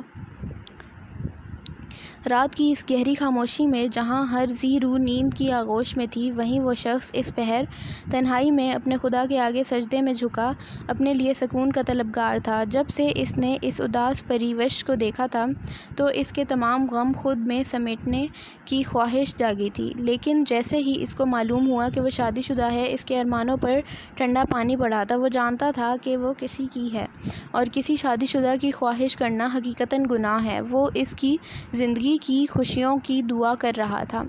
دنیا میں جہاں برے انسان ہیں، وہیں کچھ اچھے فرشتہ صفت انسان بھی پائے جاتے ہیں، جو اپنی محبت کو رسوا نہیں ہونے دیتے، اور اپنی محبت کو پانے کے لیے غلط حربے نہیں آزماتے، بلکہ سب فیصلہ صرف اللہ پر چھوڑ دیتے ہیں۔ آخر مجبوریاں ہی فتح ہوتی ہیں، محبتیں تو ہمیشہ ہار جاتی ہیں۔ خود تو ہوئے رسوا لیکن تیرے بھید نہ کھولیں گے، نیند تو کیا آئے گی فراز، موت آئی تو سو لیں گے۔ رات کا 1 بج رہا تھا۔ سمائرہ پریشانی کے عالم میں حازم کا انتظار کر رہی تھی، کیونکہ ان گزرے 6 ماہ میں وہ روزانہ جلدی گھر آ جایا کرتا تھا۔ اس کی طبیعت بھی بہت زیادہ بوجھل ہو رہی تھی۔ اس کو حازم کی فکر لاحق ہو رہی تھی۔ اس نے اس کے نمبر پر کال بھی کی تھی، مگر بیل جانے کے بعد فون سوئچ آف جا رہا تھا۔ وہ انتظار کرتے کرتے آخر تھک ہار کر مایوسی سے اس کے لیے دل میں دعا کرتی لیٹ گئی۔ "آپ مجھ سے کتنی محبت کرتے ہیں؟" وہ اس کے دل کے مقام پر انگلی پھیرتی سوال کرتے ہوئے بولی۔ "بے انتہا۔" یک لفظی جواب اپنی ادھ کھلی آنکھوں سے دیتا گیا تھا۔ سمائرہ سے بھی زیادہ۔ سمائرہ صرف میری محبت ہے، جبکہ تم میری چاہت، محبت اور طلب ہو، کہتا وہ مدہوش سا اس کے چہرے پر جھکا تھا اور اپنی تشنگی مٹانے لگا تھا۔ "مجھے معاف کر دینا سمائرہ، حازم کو کھو دینے کے ڈر سے مجھے یہ قدم اٹھانا پڑا۔" خیالوں میں اس سے مخاطب ہوئے وہ اپنی آنکھوں کو بند کر چکی تھی، چونکہ رباب حازم کو کافی میں ایسی دوائی ملا کر دی تھی جس سے انسان اپنے تمام ہوش و حواس کھو بیٹھتا ہے۔ اپنی ضد و جنون کی خاطر بعض لڑکیاں بھی اخلاق سے گری ہوئی حرکتیں کر جاتی ہیں۔ بے شک دنیا میں وہ کامیابی حاصل کر لیں، لیکن آخرت ان کی ناکام ہو جاتی ہے، اور محبت کے نام پر جو کام وہ کرنے جا رہے تھے وہ زنا تھا، اور اس گناہ کی کوئی معافی نہیں۔ ابھی بھی تو اسی کے بارے میں سوچ رہا ہے نا؟ سلمان اور اس کا دوست دونوں اس وقت سلمان کے مینشن میں موجود تھے، جہاں اس کے دوست نے سلمان کی حالت دیکھ کر کہا۔ اس کا چہرہ کافی زیادہ مرجھایا ہوا تھا۔ "یار بڈی، کیا ہو گیا ہے تجھے؟ بھول کیوں نہیں جاتا اسے؟" "وہ بھولتی ہی نہیں۔" وہ مدھم سا مسکرا کر بولا۔ "تو جانتا ہے جب پہلی بار دیکھا اسے تو کتنا درد تھا ان آنکھوں میں، جانے ایسا کیوں لگتا ہے جیسے روح کا رشتہ ہو۔" وہ خیالوں میں گویا ہوا۔ کاش آنسو جمع کیے ہوتے، آج اپنا بھی سمندر ہوتا۔ "تو جانتا ہے نا وہ شادی شدہ ہے پھر بھی۔" "یار میں اسے بھولنا چاہتا ہوں، پر یہ کمبخت دل، جانے دل کہتا ہے ایک نہ ایک دن وہ میری دسترس میں ہوگی۔ جو تو سوچ رہا ہے گناہ ہے، جانتا ہوں، تبھی تو یہاں سے امریکہ شفٹ ہو رہا ہوں تاکہ اس کی یادوں سے پیچھا چھڑا سکوں۔ وہ زخمی سا مسکرا کر سر پیچھے صوفے پر گرا گیا۔ صبح اس کی آواز کسی کے سسکنے کی آواز پر کھلی۔ اس نے نیند سے بوجھل آنکھوں کے ساتھ آواز کی سمت دیکھا تو نیند بھگ سے اڑی تھی، کیونکہ رباب اپنی لٹی ہوئی حالت کے ساتھ اس کے سامنے تھی۔ تم یہاں کیا کر رہی ہو اور یہ سب؟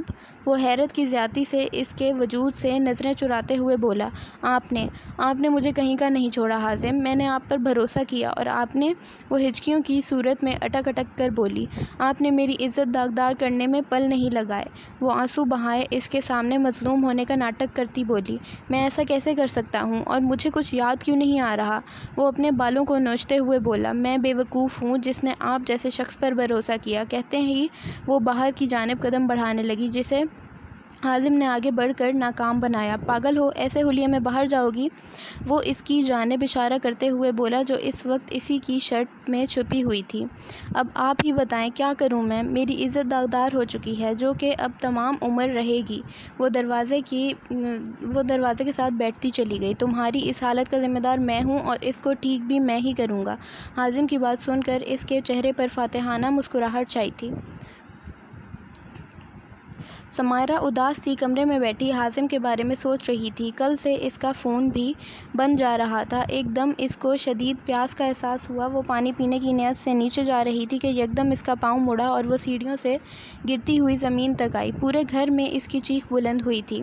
حازم، جس نے ابھی گھر میں قدم ہی رکھا تھا، سامنے کا منظر دیکھ اس کے ہوش صحیح معنوں میں اڑے تھے۔ وہ حواس باختہ سا اس کی جانب آیا جو اپنا پیٹ پکڑے چلا رہی تھی، حازم حازم! ٹوٹے ٹوٹے لفظوں میں اس کا نام لیتی اس کے آنسو نکلنے کی وجہ بن گئی تھی۔ وہ بنا وقت ضائع کیے اس کو باہوں میں اٹھائے ہسپتال کی جانب روانہ ہو چکا تھا۔ شہر کے مہنگے ترین ہسپتال میں وہ زیر علاج تھی اور حازم پریشانی کے عالم میں چکر کاٹ رہا تھا۔ تھوڑی دیر پہلے ڈاکٹر اس سے سائن لینے آئے تھے کہ وہ کس کی زندگی چاہتا ہے۔ کانپتے ہاتھوں سے اس نے ماں کے نام پر نشان لگایا تھا۔ یا اللہ، میرے گناہوں کی سزا میری اولاد کو مت دینا۔ وہ آسمان کی جانب سر اٹھائے رحم کی اپیل کرتے بولا، ڈاکٹر، میری وائف اور بیبی کیسے ہیں؟ مسٹر، دیکھیں، ہمیں بہت افسوس کے ساتھ کہنا پڑ رہا ہے، آپ کے بیبی کو نہیں بچا سکے۔ And your wife is better, doctor کہہ کر جا چکے تھے۔ ڈاکٹر کے جانے کے تھوڑی دیر بعد حازم روم میں آیا جہاں وہ اپنی قسمت سے انجان بے ہوش تھی۔ وہ مردہ قدموں سے چلتا اس تک آیا، مجھے معاف کر دینا، میں مجبور تھا۔ ایسے کہتے ایک موتی سمائرہ کے چہرے پر گرا تھا۔ یہ لو تمہاری امانت، حازم نے کہتے ہی ایک ٹوکری رباب کے ہاتھ میں دی، جو سوجی ہوئی آنکھوں کے ساتھ اپنے کمرے میں بیٹھی تھی، جسے دیکھ کر وہ واقعی خوش ہو چکی تھی۔ وہ ٹوکری تھماتے وقت اس کے ہاتھ ایک پل کو لرزے تھے، دل کانپا تھا، لیکن اس کی خوشی کے لیے وہ یہ کام کر گزرا۔ بہت بہت شکریہ۔ وہ اسے دیکھ خوشی کے مارے چہکتے ہوئے بولی، رباب، میں نے اپنا وعدہ پورا کیا ہے، امید کرتا ہوں تم بھی اپنا وعدہ نبھاؤ گی۔ ضرور حازم، کیوں نہیں، مجھے اپنا وعدہ ہمیشہ یاد رہے گا۔ ہیوی ڈوز ہونے کے باعث سمائرہ کو 2 دن بعد ہوش آیا تھا۔ اس نے ہوش میں آتے ہی سب سے پہلے اپنے بچے کے بارے میں پوچھا تھا، جس پر حازم نے لرزتی آواز میں کہا، وہ مر چکا ہے، ہم دفنا چکے ہیں۔ نہیں نہیں، جھوٹ بولتے ہیں آپ لوگ، ایسا نہیں ہو سکتا، میری اولاد مر نہیں سکتی۔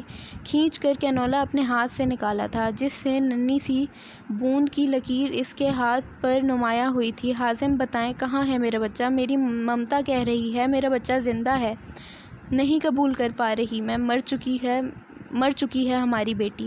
حازم کی بات سن کر اس نے پانی بھری آنکھوں سے اس کی جانب دیکھا تھا۔ بیٹی؟ ہاں ہاں ہاں، اچھا ہوا وہ مر گئی، ورنہ کوئی اسے بھی آپ کی طرح کا شوہر مل جاتا، وہ بھی میری طرح کی زندگی گزارتی۔ وہ آنکھوں میں آنسو لیے چہرے پر مسکان سجائے قہقہ لگاتے ہوئے بولی۔ وہ اس وقت نیم پاگل سی لگ رہی تھی، زخم اس کے ہرے تھے، اپنے دل کا تمام غبار آج اس کے سامنے نکال رہی تھی۔ حازم کا اس کی حالت دیکھ کر دل لرزا تھا۔ کافی بار کوشش کے باوجود اس کو سچ نہیں بتا سکا۔ اے بارش برس، برس اور برس، آج تو اس کی یادوں کو بہا لے جا۔ شہر کی اس گہری خاموشی ہر طرف اندھیرے کا راج تھا۔ گرج چمک کے ساتھ بارش اپنے عروج پر تھی۔ ایسے میں وہ شخص بارش میں کھڑا کسی کی یادوں کو بھلانے کی کوشش کر رہا تھا۔ اس کے آنسو بارش میں ہی گم ہو رہے تھے۔ کیا تھی وہ، جس کا اسیر وہ پہلی ملاقات میں ہی ہو چکا تھا؟ شاید قسمت اس کی پاکیزہ محبت دیکھ اس کی محبت کے ساتھ ملانے کا فیصلہ کر چکی تھی۔ 1 مہینے بعد میں شادی کر رہا ہوں۔ ماحول کی گہری خاموشی میں اس کی آواز گونجی۔ مبارک ہو، وہ مسکرا کر بولی، جبکہ چہرے پر اداس سی مسکراہٹ نمایاں ہوئی۔ تمہیں کوئی اعتراض نہیں؟ وہ حیرت سے گویا ہوا، نہیں۔ سر جھکائے اپنے ناخنوں سے کھیلتے ہوئے یک لفظی جواب دیتے ہوئے بولی، جبکہ یہ صرف وہ جانتی تھی کہ یہ اس نے کس دل سے کہا ہے۔ آنسو ضبط کرنے کے باعث چہرہ لال سرخ جبکہ آواز بھاری ہو رہی تھی۔ تمہیں برا نہیں لگ رہا؟ وہ مدھم آواز میں بولا، گویا اس کا ضبط آزمانا چاہ رہا ہو۔ نہیں۔ سمائرہ کا جواب سن کر اس کے دل کو کچھ ہوا تھا۔ کچھ وقفوں کے بعد اس کی غم میں ڈوبی آواز آئی، آپ کی شادی والے دن آپ کے لیے ایک عظیم تحفہ ہوگا، جو یقیناً آپ سمیت آپ کی ہونے والی بیوی کو بہت پسند آئے گا۔ سمائرہ، تم نہیں جانتی، یہ میری خواہش کے ساتھ ساتھ مجبوری بھی ہے۔ اگر یہ میں نے نہ کیا تو میں خود کو کبھی معاف نہیں کر سکوں گا۔ وہ پیچھے کی بیڈ پر لیٹتے ہوئے بولا، ٹانگیں اس کی بیڈ سے نیچے لٹک رہی تھیں۔ آج دوپہر میں حازم کے پاس رباب کی کال آئی تھی، جس میں اس نے اپنے امید سے ہونے کی خبر سنائی تھی اور اس سے یہ بھی کہا تھا کہ وہ جلد سے جلد اس سے شادی کر لے، ورنہ جب حقیقت دنیا کے سامنے آ گئی تو دنیا والوں نے کچھ بھی ہو جائے اس کے بچے کو ناجائز ہی کہنا ہے۔ اس کی بات سنتے اس کو اپنے ضمیر پر بوجھ پڑتا محسوس ہو رہا تھا۔ میری محبت کی داستان ختم ہو چکی، جنازے کا اعلان بعد میں کیا جائے گا۔ رباب اور حازم کا نکاح موقع کی مناسبت کے مطابق سادگی سے رکھا گیا تھا۔ سمائرہ کا دل خون کے آنسو رو رہا تھا۔ کتنا دوبھر ہوتا ہے شوہر کو کسی اور کو سونپنا، اور شوہر بھی وہ جو آپ کی بچپن کی محبت ہو۔ وہ اپنی آنکھوں کے سامنے اسے کسی اور کا ہوتے دیکھ رہی تھی۔ کیسی قسمت پائی تھی اس نے، پہلے اولاد کھوئی پھر شوہر۔ آنسو تواتر اس کا چہرہ بھگو رہے تھے۔ جیسے ہی اس کو حازم کی آواز مائک پر سے سنائی دی، قبول ہے، کاش آنسو جمع کیے ہوتے، آج اپنا بھی سمندر ہوتا۔ قبول ہے، اب تو رونے سے بھی دل دکھتا ہے، شاید اب ہوش ٹھکانے آ جائیں۔ قبول ہے، یہ وہ آخری الفاظ تھے جو اس نے اس ستمگر کے سنے تھے۔ وہ پیچھے مڑا، ایک نظر دیوار کی اوٹ سے اس کی جانب دیکھتی وہاں سے نکلتی چلی گئی۔ وہ چھوڑ آئی تھی اس گھر کو جس میں اس کا شوہر اپنا آپ کسی دوسری عورت کو سونپ چکا تھا۔ وہ رات کے وقت سنسان سڑک پر چل رہی تھی۔ وہ نہیں جانتی تھی کہ اس نے کہاں جانا ہے۔ اپنے ہی خیالوں میں وہ جا رہی تھی کہ سامنے تیزی سے آتی گاڑی کو نہ دیکھ سکی جس سے ٹکرانے کے باعث وہ اڑتی ہوئی دور جا گری۔ میں کوشش کروں گا کہ اب تمہیں کبھی کوئی دکھ نہ دوں۔ ہوش کھونے سے پہلے یہ آخری الفاظ تھے جو اس کو سنائی دیے تھے۔ سلمان جو گاڑی ڈرائیو کر رہا تھا، اپنی گاڑی سے کسی کو ٹکراتے دیکھ وہ جلدی سے باہر نکلا اور فوراً اس کی طرف بڑھا جو کہ خون سے لت پت وجود کے ساتھ اس کے سامنے تھی۔ اسے دیکھ کر سلمان کو اپنا کلیجہ حلق میں آتا محسوس ہوا۔ اس نے اس پری سے ملنے کی خواہش کی تھی، مگر ایسی ملاقات اس نے خواب میں بھی نہیں سوچی تھی۔ وہ جلدی سے اسے لیے ہسپتال روانہ ہوا۔ اس کو اٹھانے کے باعث سلمان کے کپڑوں پر بھی خون لگ چکا تھا۔ سمائرہ کو جلدی سے ایمرجنسی میں لے جایا گیا تھا۔ اندر وہ زندگی اور موت کی جنگ کھیل رہی تھی، باہر سلمان روتے ہوئے خدا سے اس کی زندگی مانگ رہا تھا۔ Doctor, patient. وہ 1 گھنٹے بعد ڈاکٹر کو باہر نکلتا دیکھ ان کی جانب بڑھا، جس پر ڈاکٹر نے اسے اپنے کیبن میں بلایا۔ وہ خوف زدہ سا اپنے قدم ڈاکٹر کے روم کی جانب بڑھا رہا تھا۔ دیکھیں مسٹر سلمان، ہمیں افسوس کے ساتھ کہنا پڑ رہا ہے کہ ہم آپ کی وائف کو بچا نہیں سکے۔ شی از نو مور۔ ڈاکٹر کی بات سن وہ زلزلوں کی زد میں آیا تھا۔ اس کا دماغ پوری طرح معاف ہو چکا تھا۔ ہائے وہ آخری سفید لباس، چیخیں، صدمہ، چارپائی، جنازہ، زندہ لاش، ایسی کچھ چپ سی لگی ہے جیسے جیسے ہم تجھے حال سنانے آئے۔ عشق تنہا ہے سر منزل غم، کون یہ بوجھ اٹھانے آئے۔ سمائرہ کی لاش کو گھر لے آیا گیا تھا۔ اس کے چہرے کو پہچاننا مشکل ہو رہا تھا کیونکہ اس کا چہرہ پورا خراب ہو چکا تھا۔ رباب بھی حیرت سے یہ سب دیکھ رہی تھی۔ اس نے ایسا تو نہیں چاہا تھا کہ اس کی وجہ سے کسی بے گناہ کی جان چلی جائے۔ قاتل ہو تم دونوں میری بیٹی کے، قاتل۔ اس کی ماں روتے ہوئے اپنی بیٹی کے ساتھ لپٹ کر حازم اور رباب کی جانب دیکھتے ہوئے بولیں، جبکہ ان کے ساتھ موجود 10 سالہ بچہ نفرت اور جنون آنکھوں میں وحشت لیے ان دونوں کی طرف دیکھ رہا تھا۔ کوئی بھی اس کو دیکھ لیتا تو اس کو 10 سال کا بچہ نہ کہتا۔ کیا رنگ لانے والا تھا وہ بچہ، کیا بنتا حازم کی بربادی کا باعث۔ رات کی تاریکی ہر سو چھائی ہوئی تھی۔ فضا میں چلتی تیز ہوا سے درختوں کے ہلتے جھنڈ، جن سے خاموشی میں ایک سرسراہٹ پیدا ہوتی۔ دور سے کتوں کے بھونکنے کی آوازوں نے ماحول کو اور ہیبت ناک بنایا ہوا تھا۔ ایسے میں وہ شخص رات کے اس پہر اپنی مطلوبہ قبر کے پاس بیٹھا، ہر چیز، ہر خوف کو بالائے طاق رکھے قبرستان میں بیٹھا، اپنے کیے تمام تر ظلم، ناانصافی کو یاد کرتا اشک بار تھا۔ پر اب آنسو بہانے کا کیا فائدہ، کیونکہ وقت بیت چکا تھا۔ معاف کرنے والی جا چکی تھی۔ بے وفائی کا غم، محبت نہ ملنے کا غم اور بھی بہت سے غم اپنے ساتھ قبر میں لیے جا چکی تھی، جبکہ مقابل کے لیے پیچھے تحفے میں ایک چیز، ایک احساس چھوڑ چکی تھی جو آخر تک اس کے ساتھ رہنا تھا: پچھتاوا۔ سمائرہ، پورے شہر خاموشاں میں اس کی آواز گونجی تھی۔ سر، آپ کی فلائٹ کینسل کر دو، وہ لال انگارہ آنکھوں سے بولا تھا جو کہ رونے کے باعث ہو چکی تھیں۔ اور میرا کام ہو گیا کیا؟ اس نے بے تابی سے پوچھا تھا۔ یس سر۔ دونوں کے چہرے پر ایک خوبصورت مسکراہٹ آئی تھی۔ ختم شد۔ اچھا، یہ اینڈنگ آپ لوگوں میں سے بہت سارے لوگوں کو یہ اینڈنگ پسند نہیں آ رہی ہوگی۔ یہ اوپن اینڈنگ ہے، رائٹر نے اس کو پراپر کلوز نہیں کیا کیونکہ انہوں نے اس کا سیزن 2 بھی بنایا ہوا ہے۔ تو اس والی سیزن کے بعد میں اس کا سیزن 2 بھی آپ لوگوں کے ساتھ شیئر کروں گی ریکارڈ کر کے۔ تب تک کے لیے آپ کو ابھی تک کی سٹوری کیسی لگی ہے یہ آپ کمنٹ میں بتا سکتے ہیں، اور اچھے کمنٹس کریں۔ اور رائٹر کو بھی اپریسیشن چاہیے ہوتی ہے، اگر آپ لوگ اپریشیٹ کریں گے رائٹر کو، جا کے فیس بک پہ ان کا پیج ہے، اور وہاں جا کے آپ ان کے ناول کے نیچے اچھے کمنٹس کریں اور اچھی باتیں لکھیں تاکہ وہ اپریشیٹ ہوں اور وہ پھر آگے اور بہتر کر سکیں اپنی سٹوری۔ چلیں جی، ملتے ہیں اس کے سیزن 2 کے ساتھ۔ تب تک کے لیے اپنا خیال رکھیں۔ اللہ حافظ۔